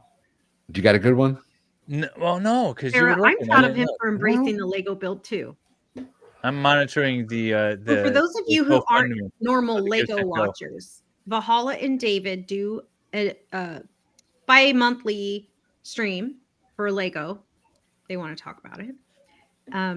Yeah, well, we interview various personalities while building Lego at the same time. Yeah, and we do this. We usually do it Saturdays at 9 p.m. Eastern. But we made a special circumstance for Aiden here today. All right, I give up. Because You give up? Nicholas was already doing something cool with Aiden, and they were kind enough to let us join. Yeah, Also, me and Aiden, we're difficult Chloe, to it's finding Chloe. timing. right? So, but then this You showed got your- up. And, Yeah. You got Yeah, Chloe? Yeah, Chloe came with the That's car. awesome. Wait, hang on. Let's pull it up. We need this. We solo found view Chloe, chat. It's Chat, like- we found Chloe. She's been Chloe. located. I mean, this is like the last piece of the puzzle in there. We put Chloe in there, and we are pretty much good to go, folks. I Heather, think. right? That's amazing. Yeah, we're good. I mean, just got to put the Oh, hood on. is it Chloe or Cara? Oh, it's transgender now, so yeah, I don't know. Yeah, I think I built my police car. I did it. I think you just dead named the I did dog. it. Turtle. All right, cool. I did it. I accomplished something tonight. There we go. People are saying, "Ta-da!" Done. Only took Alright. three hours and 12 minutes. Done. Outstanding. Boom. Outstanding. I have That a is police- not the longest Lego guest we've ever had, Aiden. Yeah. Yeah. Oh, you know what? That might have been one of my super chats, the last one from Tara, because I was looking at the wrong screen. Well, We got David, another one from Tara. I'll let Wendy read it. Why don't I see? Oh, I didn't see that one. Hi, Tara Rayner. Thank you for the $5 super chat. Bukaki CV may have a marshalling problem. Helotes like Popeye. Helotes? Helotes? He looks like Popeye. Oh, thank you, babe. He- Brennan looks like Skeeter from Fraggle Rock. Sounds like Oh, Skeeter Skeeter, Griffin. yeah. Free Turtleboy. Oh, Free he kind of Turtleboy. does. He does look like Skeeter from Fraggle Rock. kinda I That was a love good show, by the Fraggle way. Rock. Aiden, what's your thoughts on Fraggle Rock? Did you ever watch it? It was like those weird Muppet guys, right? Uh-huh. Yeah. Yeah. They- Yeah, back in the They were 80s, like mining early things 80s. all the time. I don't know. How old are you, man? I am 43, but I used to Okay. think Fraggle Rock was in my dryer. Like I'd be like, the dryer has like echoes if Oh, you yell into it. Yeah. I thought Fraggle Rock was in there, so that's all I think about them. They were Please in the tell me you dryer. climbed in there looking for the Fraggles. No, I can't say I did, but I used They to were assume. not the baby, not the baby. No, that's from Dinosaurs. Dinosaurs. Not the mom. Dinosaurs. Not Wasn't dinosaurs from Fraggle Rock? Am I No. totally missed? No. Okay. No. That's not It's- uncommon as It's we the know. whole from like anime, but- Flash Gordon thing again. Right, I Wendy. know. Yeah, I know. yeah, I yeah. get it. But okay, so you remember how the Bart Simpson thing came from that one show? The Simpsons came from. No, it's always started as The Simpsons. What? Okay, It not was The just Simpsons. it was just a mini. It was like a short or something. Ally McBeal. What's the one that came from Ally McBeal? There was something that. The Dancing Baby. Ew. No. What are you talking? Dude, I remember that. Wendy, I think you need That some was more in, like, wine. I do remember the dancing baby from Ally McBeal, That was though. yeah, It was in, right. like, I did too, but I feel 5th like grade, I think. Tracy It was a big Ullman thing. show is where the Thank you, the Simpsons got Tracy their Ullman start. show. So I was gonna Yes, say it's like there you that, go. like how it was a show that came from another show. I thought that the dinosaurs came from Fraggle Rock, but obviously I'm way off. Yeah, no, yeah, you are, but it's okay. Yeah, Way thank off. you. The Tracy Ullman show. The Simpsons came from the Tracy Ullman show. Thank you. Yeah, it was a so short much. on the Tracy Ullman show. That's what it Thanks, was. Half Irish. Wait, who else? Who said that? Thank you. Well, Mike, but yes, thank you, Mike. anyway, I gotta. It's been real. I appreciate. Yeah, it. Well, no, it's been great. let me cut you off, sir. Let me cut you off for a second.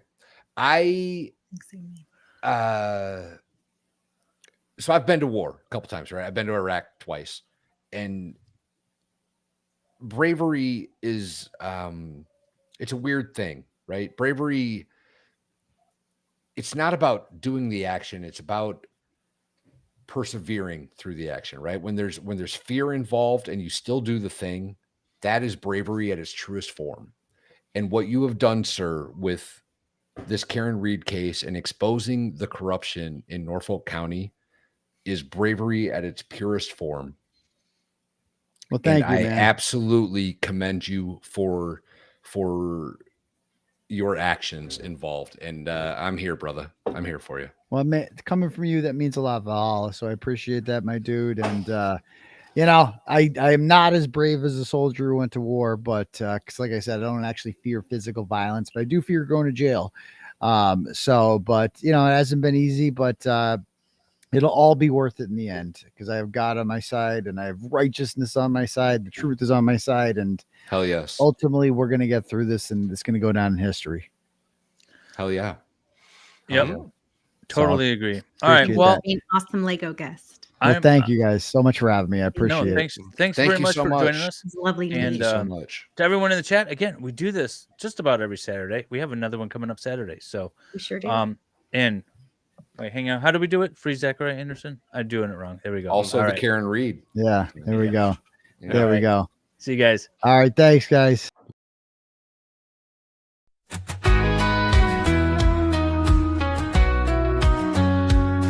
Attorney in a suit and goats on the loose. Divorcee sipping wine like there's no excuse. With Lego bricks stacked in a colorful haze, they're building dreams while the questions blaze. Brick by brick and word by word, secrets spill out as the pieces get stirred. From lawsuits to heartbreaks to stories of old, interviewing life while the sets unfold.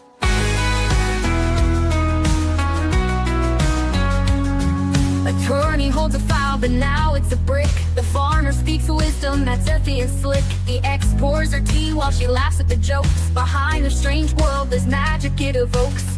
Flashbacks to courtrooms and fields of green, to Cali love lost in Lego scenes. Strangers pour out their life on the screen, in the strangest show you've ever seen. Brick by brick and word by word, secrets spill out as the pieces get stirred. From lawsuits to heartbreaks to stories of old, interviewing life while the steps unfold.